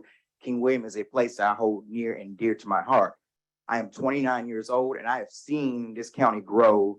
I've seen the numerous changes that this county has endured over the years, from the construction of major subdivisions such as Kennington and construction of Central Crossing, the food line, all that. I was happy to see those changes. It's and in support of Mr. Sneed, and everyone here who's present and everyone who's in support of Zebulon's Grotto, this is a welcome change to our county because, I mean, we want King William to be a destination, not just a place that you're passing through, because we have people going 360, going to Richmond, Tappahannock, going to the beach. King William could really use those dollars here, and it could be put at work for us. So I'm asking you all to consider that, and thank you for your time. Thank you. Next, Mr. John Breeden.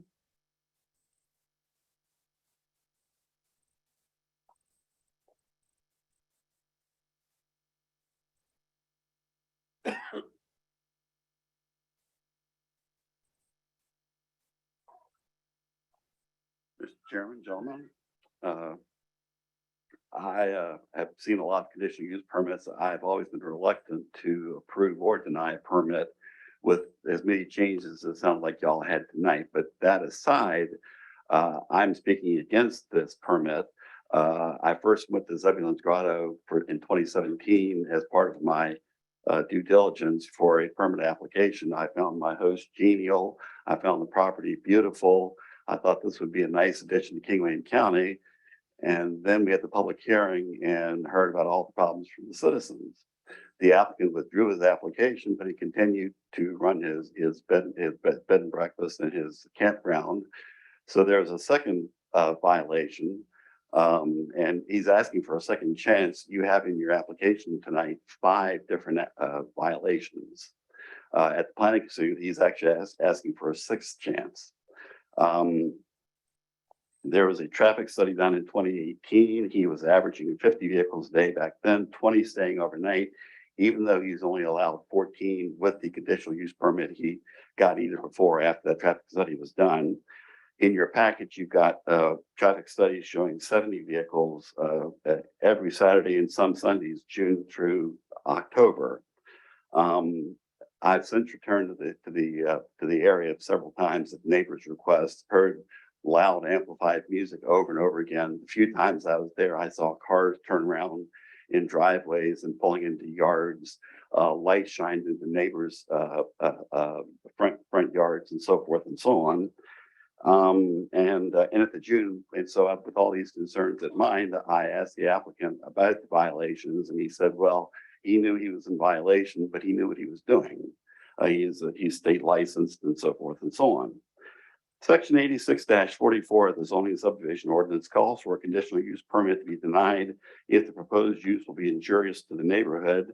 Among the matters to be considered, as one of the other speakers said, are traffic, noise, and lights. These are all problems the neighbors have experienced over the past several years. Most of the folks tonight have been speaking in favor of this. None of them live in the county, or maybe only 1 or 2 do.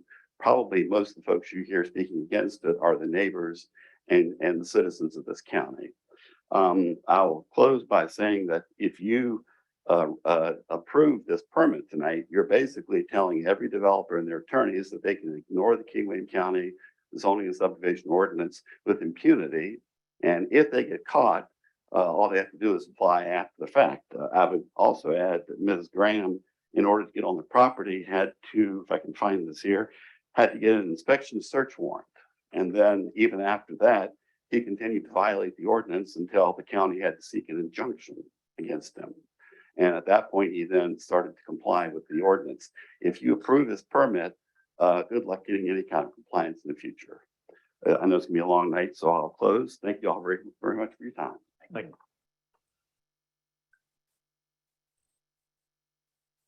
Mr. James Hill, next, please.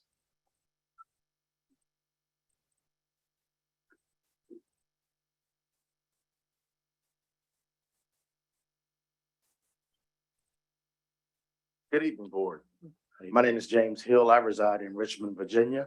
So I'm on the south side, so about 45 minutes travel for me to come here. So on several different occasions during the week, I will come here. I retired at 60, it's about 3 years ago, so just yesterday was my birthday. So I have my first visit to Zebulon's Grotto, I thought was the most beautiful experience I could ever experience in my life. So I continue to come there. That was after 37 years of military service in the United States Army. So, you know, we get issues after serving for so long. Now, to have a place like Zebulon to come and just sit back, relax, and have fun is beautiful. I know Mr. Sneed may have made some mistakes, but this is a beautiful property. It's an opportunity for everyone to come in. It's a way that the county can include revenue here for Virginia as a statewide. Now I'll tell all of my friends, even from across the country, because I know people everywhere, that this is a beautiful place. People have come here. Friends of mine have come from cross states to come here. I think that you people should at least give him an opportunity. He made the mistakes. He's apologized for it. I think that he can move forward, correct all of those things. We all can live great right here in King Williams County. Thank you. Thank you. Next, Mr. Walter Scott.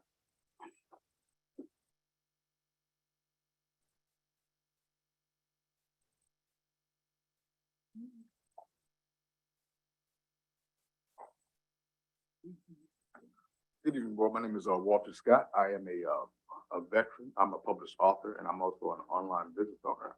I currently reside in Chicago, Illinois, and I used to at one time live here in Richmond, Virginia. And the first time I ever went to Zebulon's Grotto was on August the 25th, 2019. And when I went there, it was the best experience I could ever have. And I'm in favor of Zebulon's Grotto. I must say, when I got there, I was given a list of all the do's and don'ts, and primarily the list was not only for the safety of the people that were there, but also to govern against anything that was going on outside of the complex itself, basically how to treat the neighborhoods and the surrounding area. I believe that Zebulon Grotto is great for revenue in this city. It allows people to come here and spend money that wouldn't ordinarily be here outside of people who currently live here in this area. And I think that to stop this would be really harsh on your part, because you wouldn't be able to receive the money that you could actually get and also grow the area that's here. So right now I'm in favor of it. I realize that there were some things that were done that weren't proper, but right now they're more than being handled and taken care of, and been actually shown what's being done to make that better. And again, in conclusion, basically, I just like to see this continue on. I think it's a great place to be, and I think it's it's great for the community. Thank you. Thank you. Next, Rebecca Rich.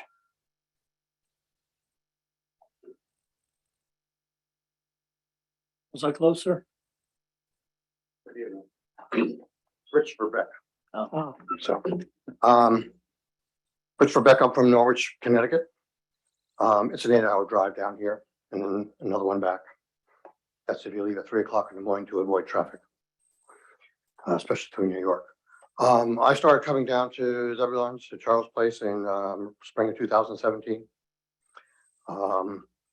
Like some of the others in here, I'm previous military, retired, 38 years, Navy, rose through the ranks from E1 through all the way through 06 to captain when I retired. I find a lot of camaraderie over at ZG's. A lot of people you can go and talk to, just chat. It's just an absolutely relaxing place to go and be. And one of the real challenges is the fact that it is limited in the number of tenting campers that are allowed there. And there's been many a time where I've called to go make reservations because I like to come down here once a month. And I spend anywhere from 5 to 7 days each time, from April through October. And to be told by him to go, I'm sorry, I don't have anything available. I'm full. And so that's why I'm here to go and support the fact of expanding the campground, to allowing others like myself to be able to come down here and spend some time in this great area down here. It is beautiful. What's there to do? I don't really know because I spend my time over there in the campground. But I will tell you, it got mentioned about $5 for each person that comes through. Believe me, it costs more than $5 to go have dinner at Don Pedro's or at Roma's. All right. Lunch over there at Ripley's, or what I guess now it's called Central Garage, whatever. It's because it changed and they're not open on Sunday. Ooh, they need to go back again. Nah. Gas, believe me, filling up the gas on the way on out at the Sorrow or at the 7-Eleven.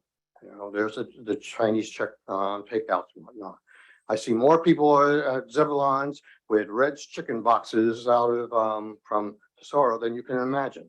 I mean, there's money being spent here by the people who are attending there. And it's going into your community. And well, it should. Definitely well, it should. But we need a little bit more camping there to go allow others to go and enjoy this place. I know he's got some problems that he needs to go and resolve. And that's between you and him to go and do it. But people like myself who would like to come down here, I ask you to go and reconsider and look at expanding it to allow others to enjoy it. Thank you. Thank you. Next up, Ms. Lisa Mason.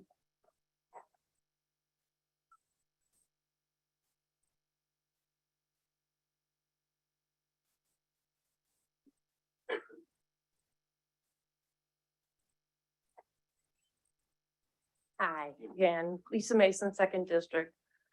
First of all, I paid $450,000 to come down here and enjoy this. I pay my taxes. I shop at the food line. I provide just as much. And yet I'm not allowed to use my property as I would wish because of all the traffic, all the noise, and all the carrying on. Just to add that. First of all, I would like to show you this ad for the party that was supposed to happen over there the week of the 8th through the 9th of July.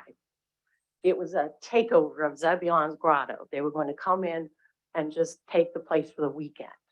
There was more than 8 people or 14 people going to stay over there that night. It was canceled the day that the injunction happened. Here's another ad. Oh, they did reschedule it for July 9th. Unfortunately for him, it rained that day. Here's another ad for a weekend coming up for a group from Missing Leaf.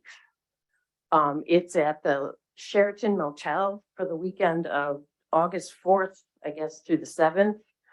On Saturday, part of their entry fee to this event, let me use that word again, event, is a day trip to Zebulon's Grotto with lunch provided at his cafe, no doubt, probably.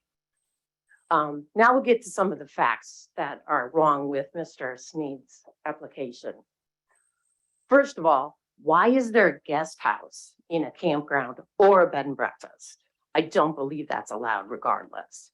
I believe a bed and breakfast includes what's in the house. Second of all, I would like you to look very closely at, and this was the old packet that came out, page 62 and page 58. Mr. Sneed alleges that he owns that entire lake. I believe if you look at the drawing that Sherry provided to you, he doesn't. I don't know how he's going to provide landscaping around there so that Mrs. Davidson, who lives behind her, can ride her horses through her own property. She's seen naked men from her property because there is no shielding over there. The other thing I'd like to point out is,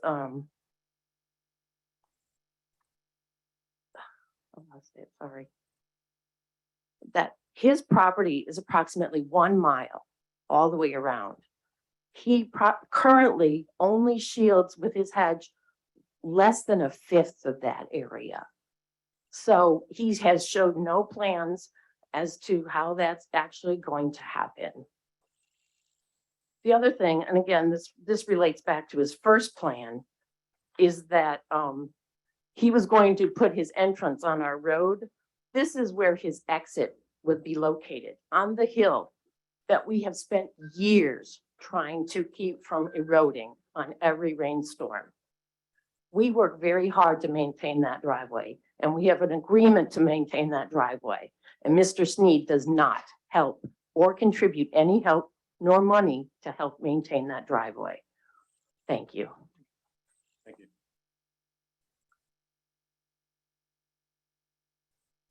Mr. Tom Davidson.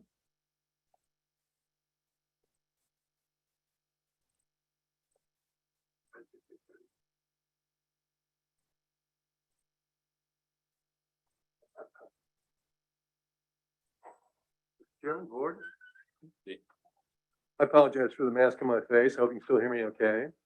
I'm Tom Davidson. I'm in District 2, 15271 West River Road, King William, Virginia, and I'm a adjoining landowner to Mr. Sneed. We first met Mr. Sneed and his friend Allred many years ago when they first moved to the area. In fact, we were honored that they came to our house for a holiday party. Little do we know that this would turn into such a circus over the years. We had no way of knowing. And today I'm even more confused than I was before in terms of what it is that is being approved or disapproved. Seems like there were changes at the last minute. Not sure this was unintended. In the Tidewater Review, and many of the spokespersons here tonight appear to be framing any objections to this application as objections to what he offers, which is tranquility, respite, an oasis. I think they've well established that a lot of nice people visit, veterans, police officers, Eagle Scouts, well-educated folks. That's wonderful. It's not what's on the agenda to me. But what I do think is on the agenda has to do with past performance by Mr. Sneed, both as a citizen and as a business owner. I said at the Planning Commission, I'll say here tonight, I think he's been thumbing his nose at the regulations, at the regulators, and his neighbors for years. Strangely and suddenly contrite here tonight. Now, in my profession of human resources, there's an important principle called past performance is the best predictor of future performance. And I think that you should take that into consideration tonight. As his application grows and his business has grown by orders of magnitude without proper permitting, it's nonsensical. In short, he has permit for 14 people, has consistently had 50, 70 guests despite his cap. He's offered an application by the county for 50. He says it should be allowed 500, but he'll settle for 200. Somehow tonight that number is shrunk to 90. I'm not sure at all what it is that you'd be voting on.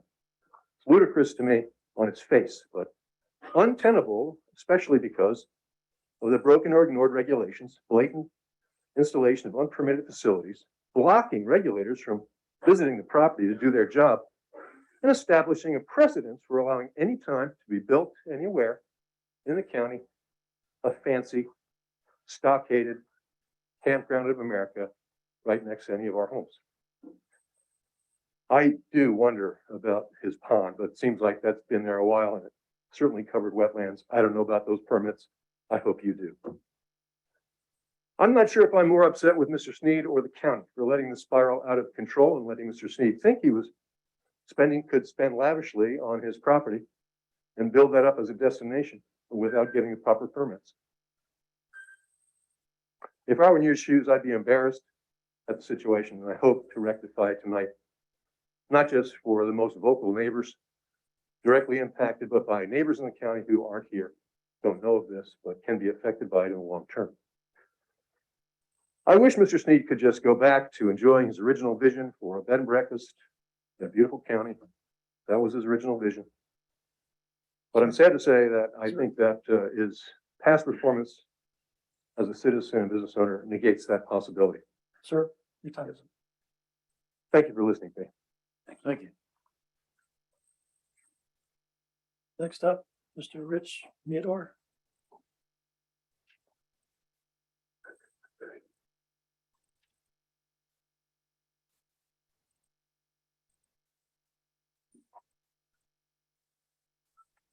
Richard Mather, 230 Roanoke Trail.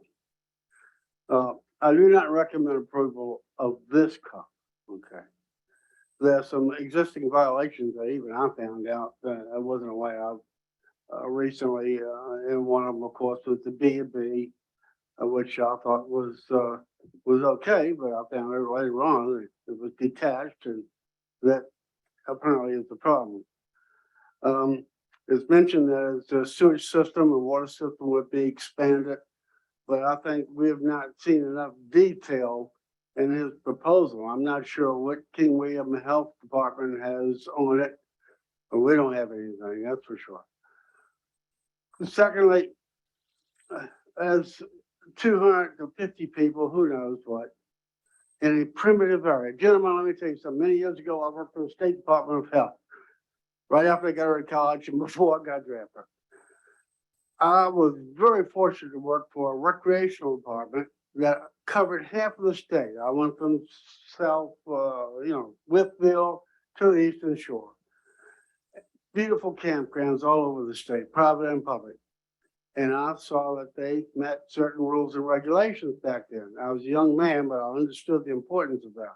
And one of the things that we required of every campground, and I'm sure it still is and should be, if you had a primitive area, it was for one day, maybe two at the most, and it was ended at the end of that day. It did not continue. And a primitive area was further defined by the number of people that could be allowed to stay in that area. And also water, sewer, and a variety of other safety regulations were required for these campgrounds. And we did this for places at Virginia Beach, some of the campgrounds you may know have been there, as well as the campgrounds out in Southwest Virginia.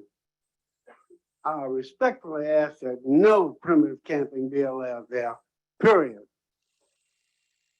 The entrance to the trail onto our trail and Route 650 has seen its share of congestion.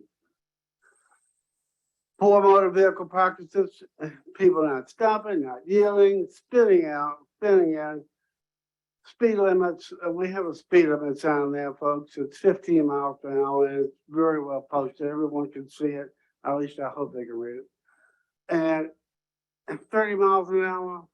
I've talked with Mr. Steed about this before, and I like him. He's a nice fellow. He's very, very easy to converse with. However, he has his opinion, and his opinion only.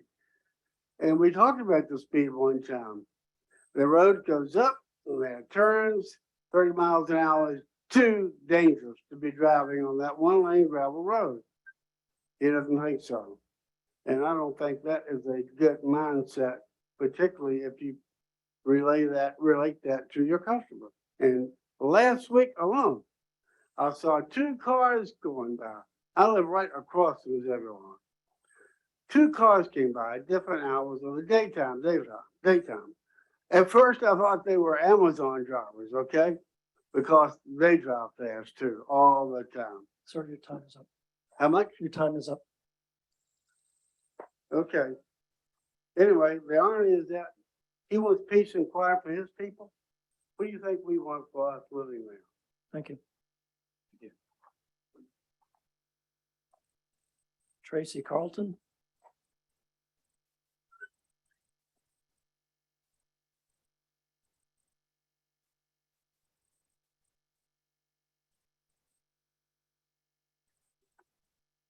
My name is Tracy Carlton. I live at 27458 King William Road in the Sweet Hall District. If I could take a moment to ask anyone who is in attendance in opposition of the CUP, would you please stand up?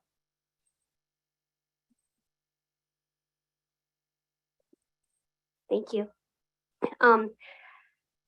I used to live at the top of Roanoke Road. My parents continue to live there.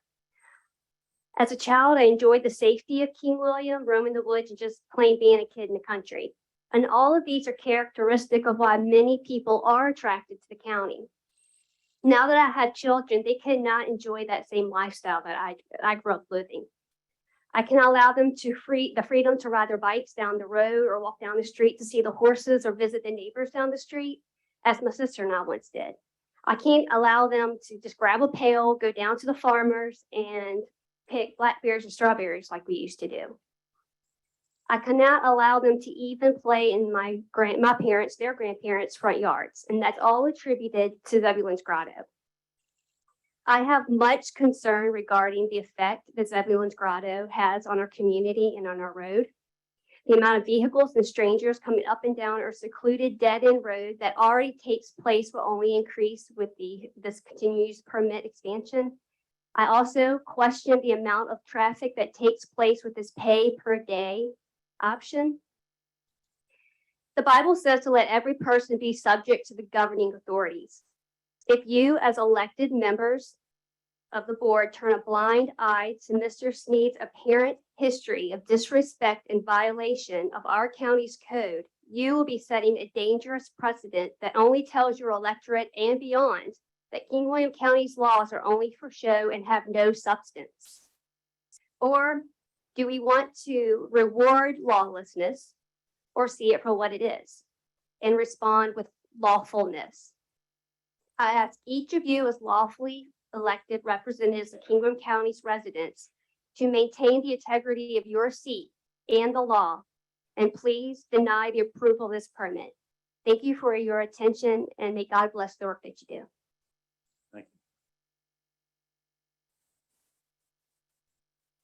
you. Next up, we have, I believe, Gigi Ascaryard.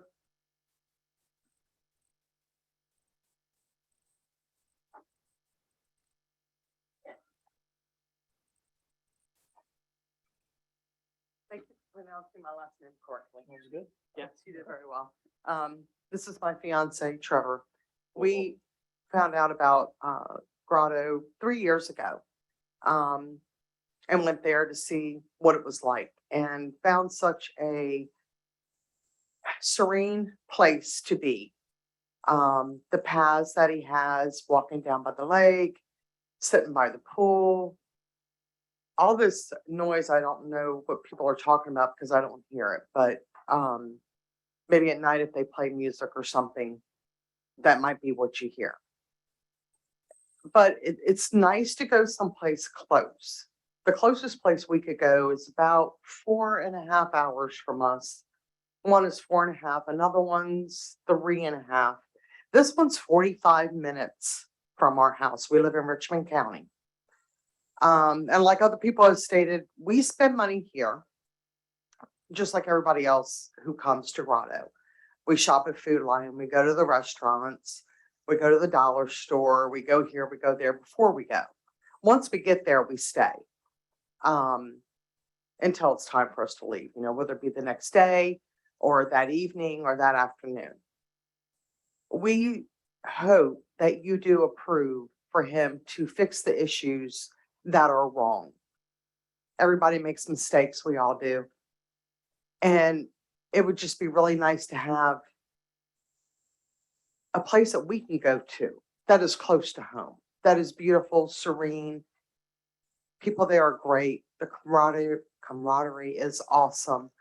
We're not drinkers. We don't drink. We just go there for the peace and quiet and the friendship that we find from many different walks of life. So we hope that you do give him another chance and approve for him to fix the problems that he has encountered, the permits that he has not received. We hope that you do reconsider. Thank you. Thank you. Next, Mr. Stephen Hoy.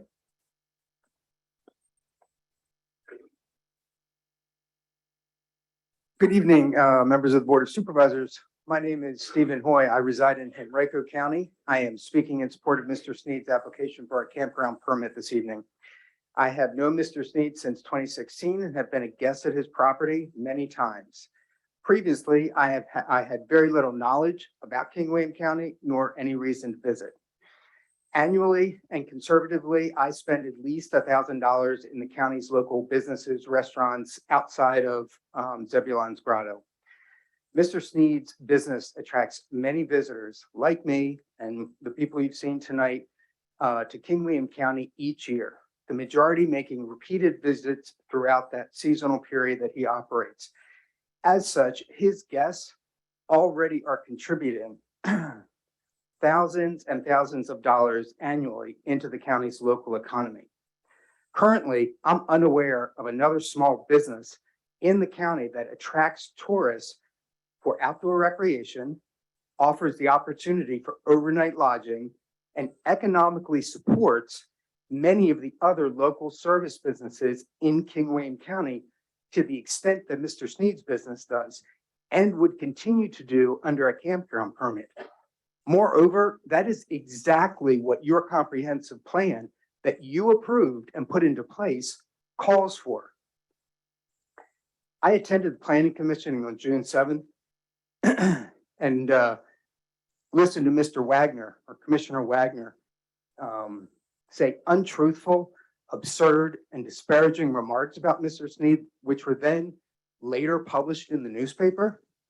And Commissioner Height actually chastised Mr. Sneed for being a regular attendee at your county meetings, which they're about like one of three people. He's about one of three people that regularly come to your meetings. But the most concerning aspect of the CUP process isn't the exaggerated complaints of the neighbors. It's the appearance of discriminatory treatment by county officials presiding over this matter, and the lack of acknowledgement for Mr. Sneed's contribution to the county's economy, tourism, and for being an ambassador for the county, which is another thing that is specifically stated in your comprehensive plan. Your decision tonight represents far more than a simple approval or denial of a CUP. Your decision is going to set a precedent. Your approval is the opportunity to tell the many tourists already coming into King William County by way of Mr. Sneed's business that they are welcome and that their patronage is appreciated. It's an opportunity to communicate with future business owners who seek to open wineries and other agritourism related businesses that you have a base of tourism ready to plug in to their services. And finally, it will communicate a message that King William County does not discriminate against individuals. Thank you for your time.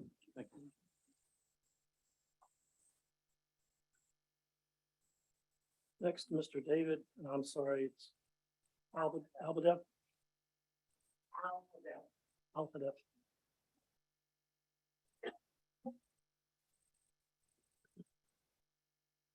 Good evening, Commissioner and State Board members. My name is David Alhadeff, and I'm here to talk to you today about equity. I'm not here to talk to you about violations. I'm not here to talk to you about concerns. Residents have concerns. They're valid. Everyone has a valid argument. Mr. Sneed has a valid argument. But this is about equity. Someone quoted the Bible. Let me quote the Bible as well. The Bible promotes forgiveness. The Bible promotes opportunity. It provides reform. Mr. Sneed testified he made mistakes.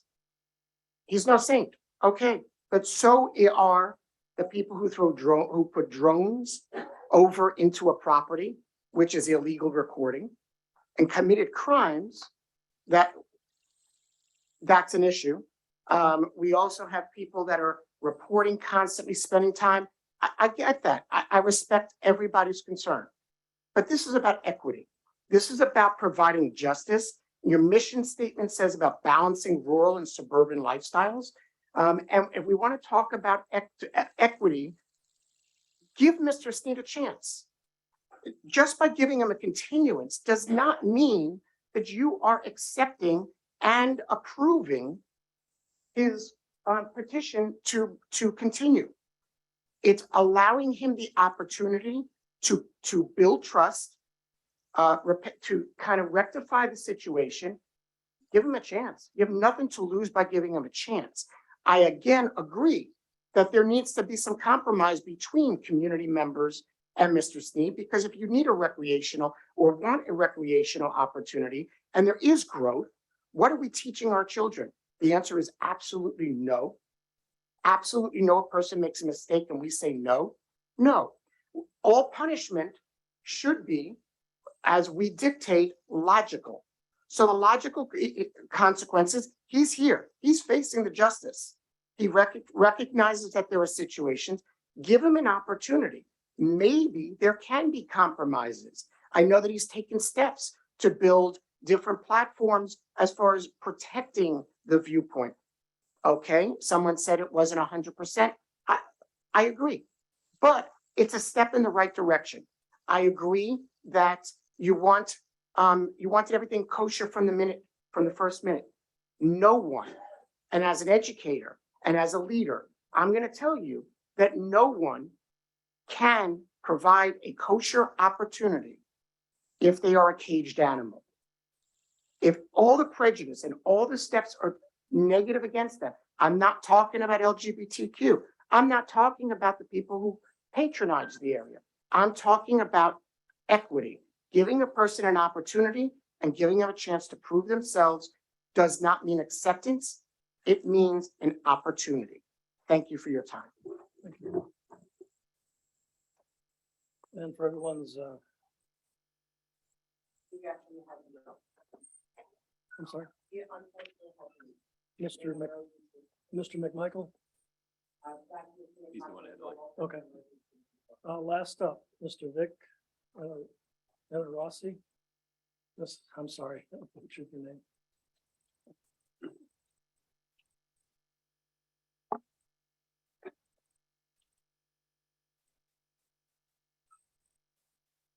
My name is Vic Anderson. I live at 397 Roanoke Trail. I'm the last house on the end of the road. Let's see here.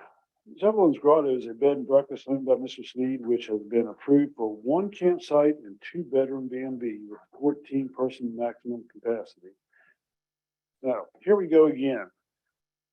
Charles Sneed asked for a conditional use permit campground on his property at 281 Roanoke Trail just a couple years ago. Mr. Sneed was also asking for a conditional use permit for 10 cabin campground. Mr. Sneed withdrew his request on May 17, 2017 before it went to the Board of Supervisors. So what did Charles Sneed do? That's right, he opened a campground. Just blatantly opened a campground with 50 to 100 paying customers entering his property every weekend, camping overnight with live stage shows and music playing all day long with no septic system. He's got a septic system for a 3-bedroom house on that property, and that's it, no more. Sneed has 2 ticketed events scheduled after receiving the violation. Still has 1 scheduled for early August with meals provided by Zebulon's Grotto in his advertising.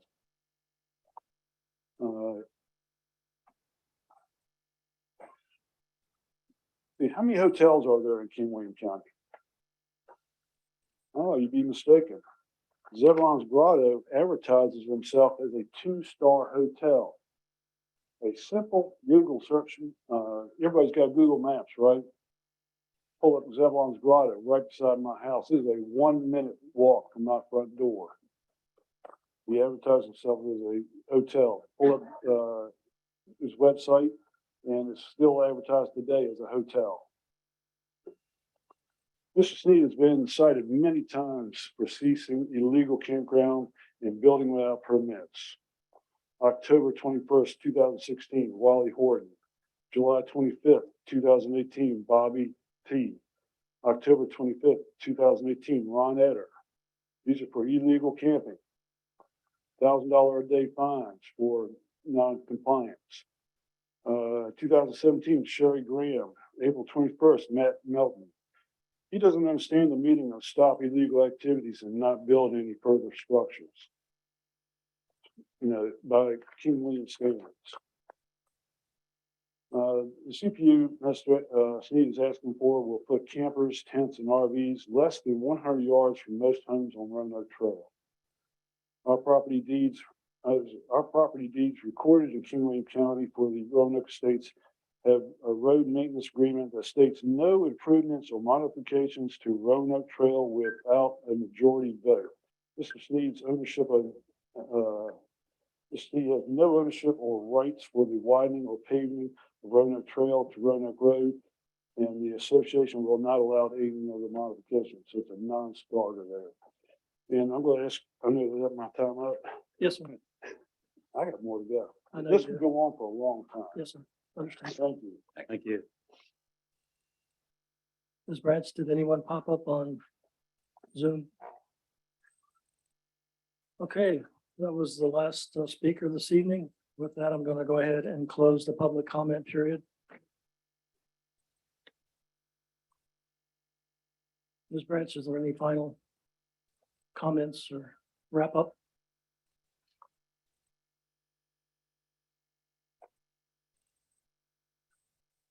The one thing is if you do consider this request, to please look at the conditions that were written. They were written with a lot of the concerns in mind, especially with the occupant limit. One of the main reasons, or well, one of them is Roanoke Road is a substandard size road. It can't handle a lot of traffic. And then, of course, a lot of the other concerns that you heard tonight. So, and I'll be glad to answer any questions if you have any. So Sherry, let's ask you a few questions. So, and this is just to illustrate. The guest house, is that permitted as a guest house? He has it, no, I mean, it's not a permitted guest house. He has it as using it as a bed and breakfast. However, under the old ordinance and under the new ordinance, a bed and breakfast is to be located in the primary residence, Right, what is that building permitted as? storage building.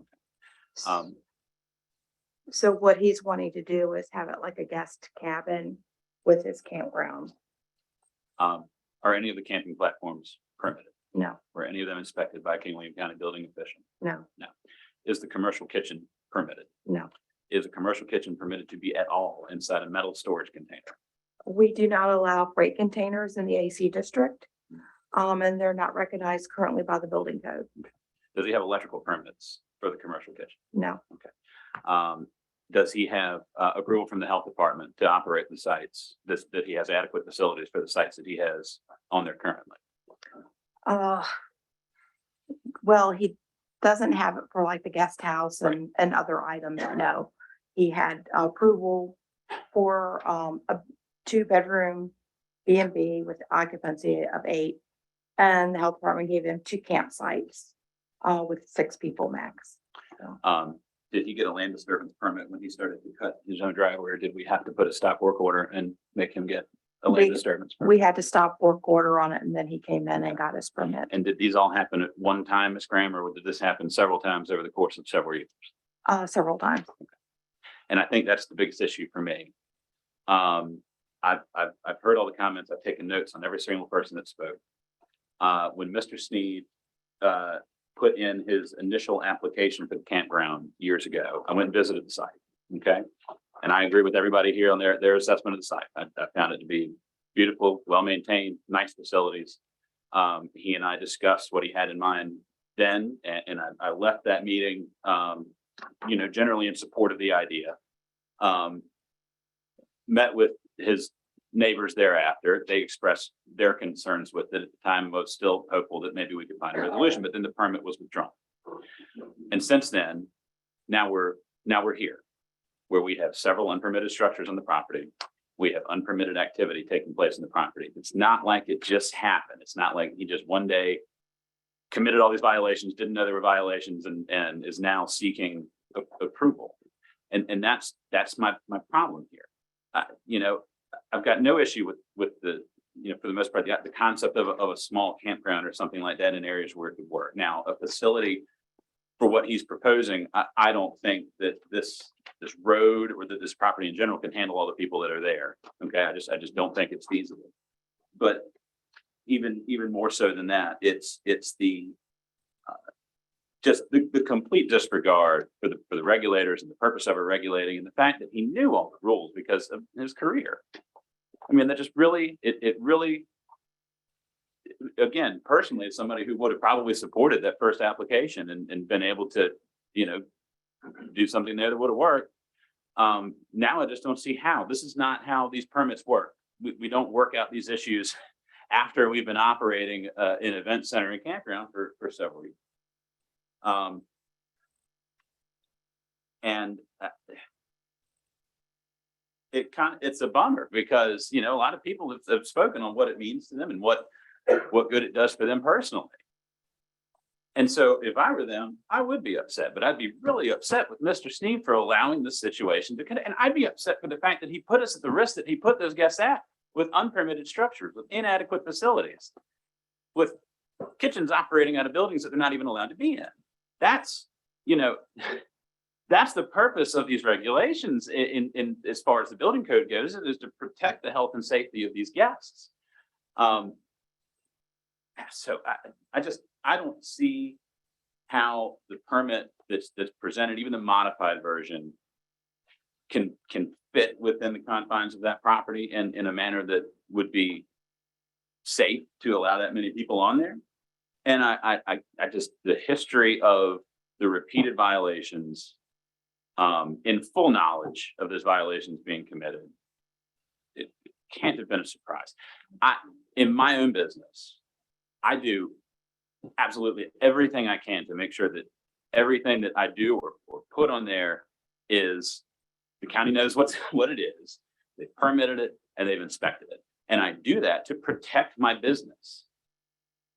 I don't do that just because it's, but you know, if you don't follow these rules, you're putting your own business at risk. And I think we've allowed it to go on way too long. We've allowed it to get much farther than we should have allowed it to get to. And so for those reasons, I can't support this conditional use permit.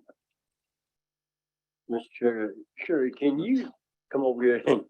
I want to know what this building is. I am not sure, and probably the storage building, it's not permitted. And how far away is the kitchen from the main house? That's right. Adjacent to it? Where would it? The house would be like right here. Okay. And he has 220 service center out. But no electrical. No electrical permits and no sewer. And are you familiar with this health department permit? He says they filed. I have not seen it. Do you know about it at all? He did tell me that they have. No. Did the health department contact you or let you know? Yeah. Okay, that's what I'm getting at. And I've got I can't say it any more eloquently than Travis did. I've got to agree with it. This is, Mr. Chair, if I may. Yes, sir. Mrs. Graham, the history of violations go back to 2016. Correct. His initial violation was, has he corrected any of these along the way, or? Illegal campground was the first one in 2016. So what was he doing? Do we know? In 2016, what was he doing wrong? The only thing I could read was the violation letters from 2016. I'm really not aware of what all the violations were, other than what was listed in the letter. I know in 2018, he was cited twice, once by Mrs. Tassinari and then once by Mr. Etter. He came in and he got zoning permits, one for B&B to be in the primary residence, and one for a camping area with recreational use. But he's not in compliance with the B&B, and he hasn't been fully in compliance with the campground or the camping area, not a campground, but a camping area.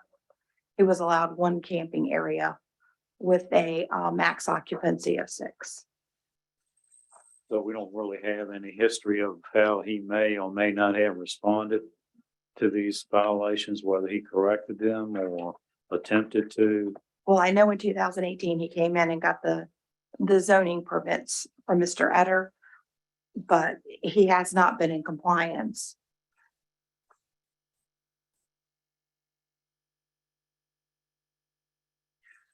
Yeah, I pretty much agree with everything Travis said also. And these codes are to protect people. Certainly if you're running a business, you want to make sure that your clientele is safe. They're there to protect the business owner. They're there to protect clientele. It's, Mr. Greenwood, any comments or questions? Like I said, it's unfortunate, this whole situation, and I brought it up in the planning commission. He's been making a scapegoat. We don't go after anybody else, but that's just because we're a complaint-driven county. I told the planning commission there are many people that are in complaints of violations, and a lot of some of them worked on the planning commission. There are a lot of executives and people on the boards that have violations, but we don't go after them because they don't have any complaints against them. I'm gonna start making complaints on everybody. I mean, we're just making a point of this guy because people complain about him too much. Well, Mr. Greenwood, if I might, Mr. Chair, I'd agree with the sentiment. We shouldn't be allowing violations. Right. But claiming that there's violations out there that haven't been reported certainly don't. That's a bit too what about for me. But we also told him to fix the situation. Then we pushed this up so that it didn't give him any time to do anything. So that's what I don't like But either. Mr. Greenwood, that's not entirely true because this has been an ongoing issue since. But we since haven't given him 2016. any direct. We've had 6 planning directors since he started this thing. We've had just as many county administrators. So he's not been given the total picture. He's been told different things, different times. I don't think anybody understand. told him it was okay to build unpermitted platforms on the side. I don't think anybody told him it was okay to put an unpermitted commercial kitchen on the side. That's the latest. Right. I don't think Exactly. inconsistencies. I said within there the are office problems, but he hasn't are the been reason. allowed to fix it. If he. He was also, I think, given plenty of fair warning that he shouldn't have done it in the first place.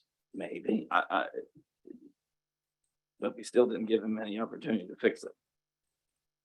He could take off the commercial kitchen, he could attach the detached dwelling to his house, and then it would be a bed and breakfast that's legal. He has an architect that's willing to, if he does the corrections, to certify that they're safe. Well, then let me just ask if we discount any history of violence. We just don't even worry about that. Do you think that this property can adequately serve the scope of the requested permit? There are many issues that are involved that aren't being addressed, and I think we didn't look at any of those. Like they said, it's not signed. If it was signed properly, maybe the people wouldn't go past it into people's private driveways. If he was allowed to make a bigger driveway, maybe they would go into the right driveway. If all these Sure, other, well, let's just if- even take out traffic. All right, even though traffic is a valid concern when we consider these permits. Exactly. Let's I just understand talk what the about guy on said the about- property. Right. Do you believe that the property is or can even be brought to a point where it can adequately contain the scope of the permit? That I don't know, because like I said, the scope of the permit has been reduced. It's 37 acres. I would think with these new conditions, it might, but we're not even allowing them to even think about it. That's all I'm saying. That's what I just wanted to But get we down don't have to, I mean, we can still, maybe we core should of it, because- look at him closer, right? Well, And next time, if he does anything wrong, then do it. But I mean, I understand where everybody's coming from here. And that's another thing. I brought that up in the planning commission, and which it talks about like civil suits. If you commit murder or rape and you get convicted again, your previous convictions cannot be brought up with that trial. So I don't know why a lesser ordinance thing, you just get everything thrown at you, all the previous stuff and thing you've done are brought up against you. And we just talked last week. You mentioned yourself, dogs have more rights than he does for making noise. You said you didn't want to put any rules in place because the dogs were too loud, but Mr. Sneed makes a little bit of loud ordinances. And that's what we never listened to what the sheriff said. He mentioned how many complaints they have, but how many were actually valid. There seem to be lots of complaints against everybody. So, I mean, other people have done stuff wrong too. And there's a lot of things that could be done better, but I understand. And maybe he will, like somebody said, this tiger is the same color, but who are we to judge that? Everybody talks about God too. We're not judges here. We're not gonna even give them the opportunity, but I can understand. Maybe you wouldn't. Okay, anyone else? Mr. Rutkowski? I don't want to belabor the point. I don't think Mr. Greenwood and I are going to agree on it. I just want to explore it as Right. deep as is reasonable to explore. Because I, you know, and I probably feel, you know, deep down the same way you do. I'm bummed to be having to I am say that this too, place, right. you I don't know, like should that either. exist in this country. Right, I agree with But you on that the too. problem is that it just, Right. it doesn't, Too much. it doesn't fit. All right. The proposed use does not fit the property of the area. And I'm sorry, but we have to take into consideration these past violations. It's just, I don't understand the part about, because certainly past behaviors is something that you take into account when, you know, in criminal trial. That's not what we're doing here, but we do have a straight line that can be drawn back from that initial, you know, application and complaint there to where we are right now. And along that line are several notices of violation, formal notices of violation that were sent. And I couldn't even tell you how many informal inquiries about what's going on, and you need to pare that down, that continued on and on and on. And everything there just kept expanding. But other things have been blown out of proportion too. But I understand that's just the way it is. It's not gonna pass. So like I said, we won't just agree, but at least you listen to the points. And thank you. Okay, I think we've gotten everything out that we need to. I do want to thank the veterans for being here tonight. I myself, 28-year Air Force, so thank you for your service. I also think that this is a wonderful place for those that use it. I would like to see things work out. I don't think, however, that the continued violations, the lack of respect for our ordinances and laws demonstrated justifies an approval. So I'm not sure, Mr. Rutkowski, if you could help me understand, do we vote on both of these resolutions, or? We only have one that I see, Mr. Chairman. No, we One's have two. one's to One deny to and one's to approve. Oh, well, No, I just put both of them in there because they were so different. There was no way I could do one and have you either say yes or no, right, but they'll both be numbered 2259, regardless of which one. regardless of which one you choose. Okay. Yeah. So we just need to adopt resolution 22-59 either in the affirmative, which would be to grant the CUP, or in If non-affirmative. you could make that a motion. Yeah, I'll make a motion that we adopt resolution 2259 denying the conditional use permit. Mr. Chairman. We have a motion properly second. Further discussion? There being none, Ms. Branch? Mr. Miskowski. Aye. Mr. Greenwood, Nay. Mr. Hodges, Aye. Mr. Garber, Aye. Mr. Chairman Warren. Aye. The motion to deny passes.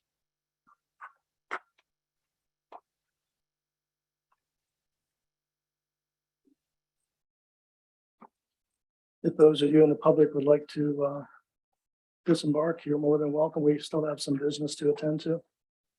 Mr. Ashcraft? If your mic works, sir, you're welcome to sit there. You probably need to stretch. Mr. Chairman, members of the board, you have my report in your packets, and then you have a revised report that I do after you get your initial packet. The only thing I'm going to cover this evening, and then answer any questions you might have, is I want to make the announcement: the National Night Out is next Tuesday, and it will be at the Worthington Club meeting or building.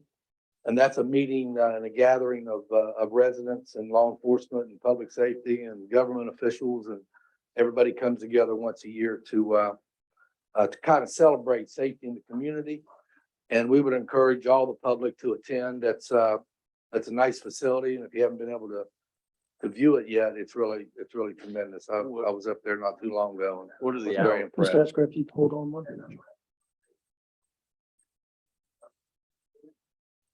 Other than that, Mr. Chairman, there's letters from departments, reports from departments. If anybody has any questions, I'll try to answer them. The hours. It starts at 6 o'clock. I'm not positive when it ends. 6 to 8. 6 to 8, thank you. And Tuesday date, I don't know. August 2nd. Second, okay.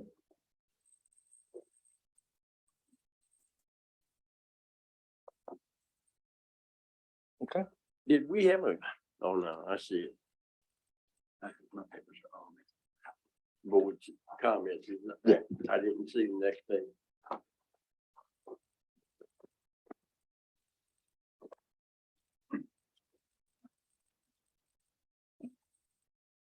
With that, Mr. Hodges, if you'd like to lead off. I can do that. I really don't have a whole lot. It's sort of unfortunate that it had to go the way it did tonight, but it's just too many violations, but I'm not gonna go into that again. Mr. Ashcraft, I've noticed that at least one of our handicap spots out here doesn't have the proper, if the sheriff wanted to enforce it, doesn't have the fines on it, isn't that correct? It needs the fines on it. I wouldn't have to. I'll watch the dog. Are you ready now?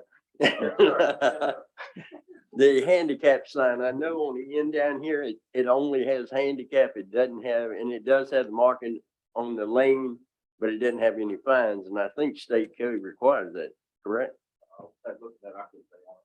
Okay, yeah, I'm pretty sure it requires the fines to be posted to be enforced. And I'm thinking there might be another one up here, but other than that, just to look at it, I mean. If we, No. we'll be bringing you a proposal to restripe, the parking lot, repave and restripe. On the that, you parking didn't lot. cause me to cause a whole lot more money. And haven't you? we're going to, change those signs as well. Okay, Beautify, as you can tell, well, they're pretty weathered, from the past. So. right. And that's really all I have, Mr. Chair. Mr. Rutkowski. Obviously an emotional meeting tonight, you know, and again, everything tonight, in my decision is predicated entirely upon, you know, just the facts of the matter.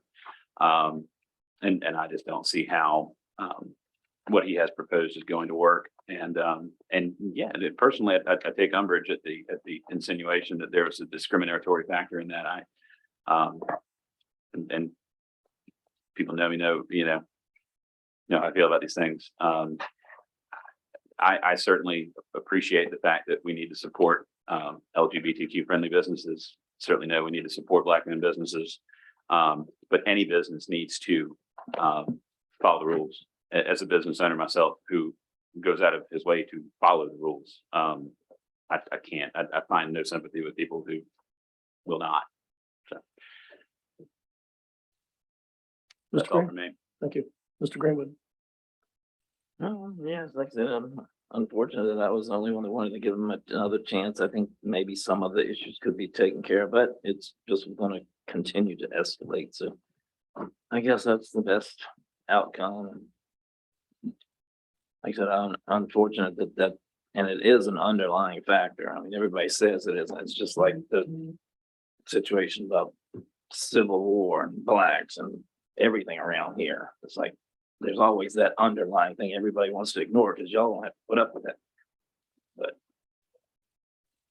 and thanks everybody for coming. A nice, huge crowd. But it was very nice that all those people spent time coming from way far away, Connecticut, Richmond, different states to speak. I was surprised. I didn't think anybody was going to show up in support of them. But that was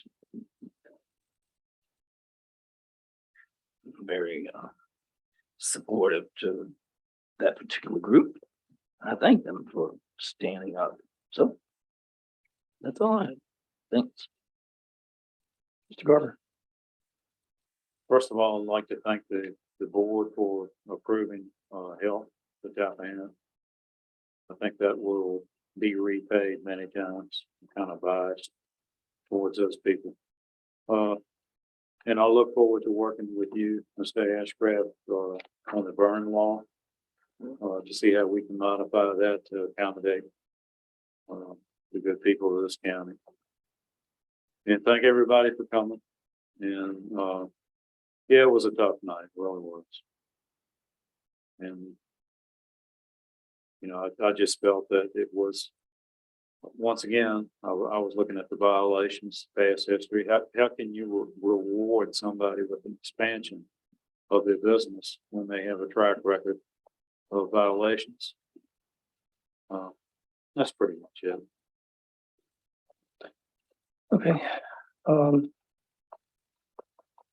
I tend to disagree with Mr. Greenwood. Had it been a white Christian with 12 children and he was in violation as many times as Mr. Sneed, the outcome I would hope to be the same.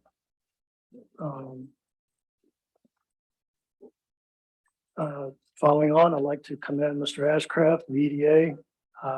When I came around the corner at the farmer's market the other day, I was very surprised to see the activity, the number of people that were there, and then subsequently the positive remarks on Facebook and other media. Looking forward to the August event. Let's get some potties out there, Thank you, Mr. Chairman. and I think everybody will be happy. Absolutely. There was a great deal of staff that worked Yes. behind the scenes to make that happen. Absolutely.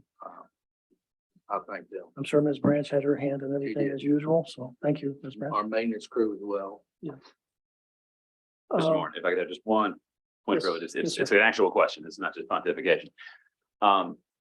Mr. Moore and Mr. Pearson and I were discussing this the other day. There's several neighborhoods in the county that are currently being undergrounded by Dominion, moved off of poles underground. Yeah. We need to make sure that our partners with All Points and the Dominion broadband people know where this is happening.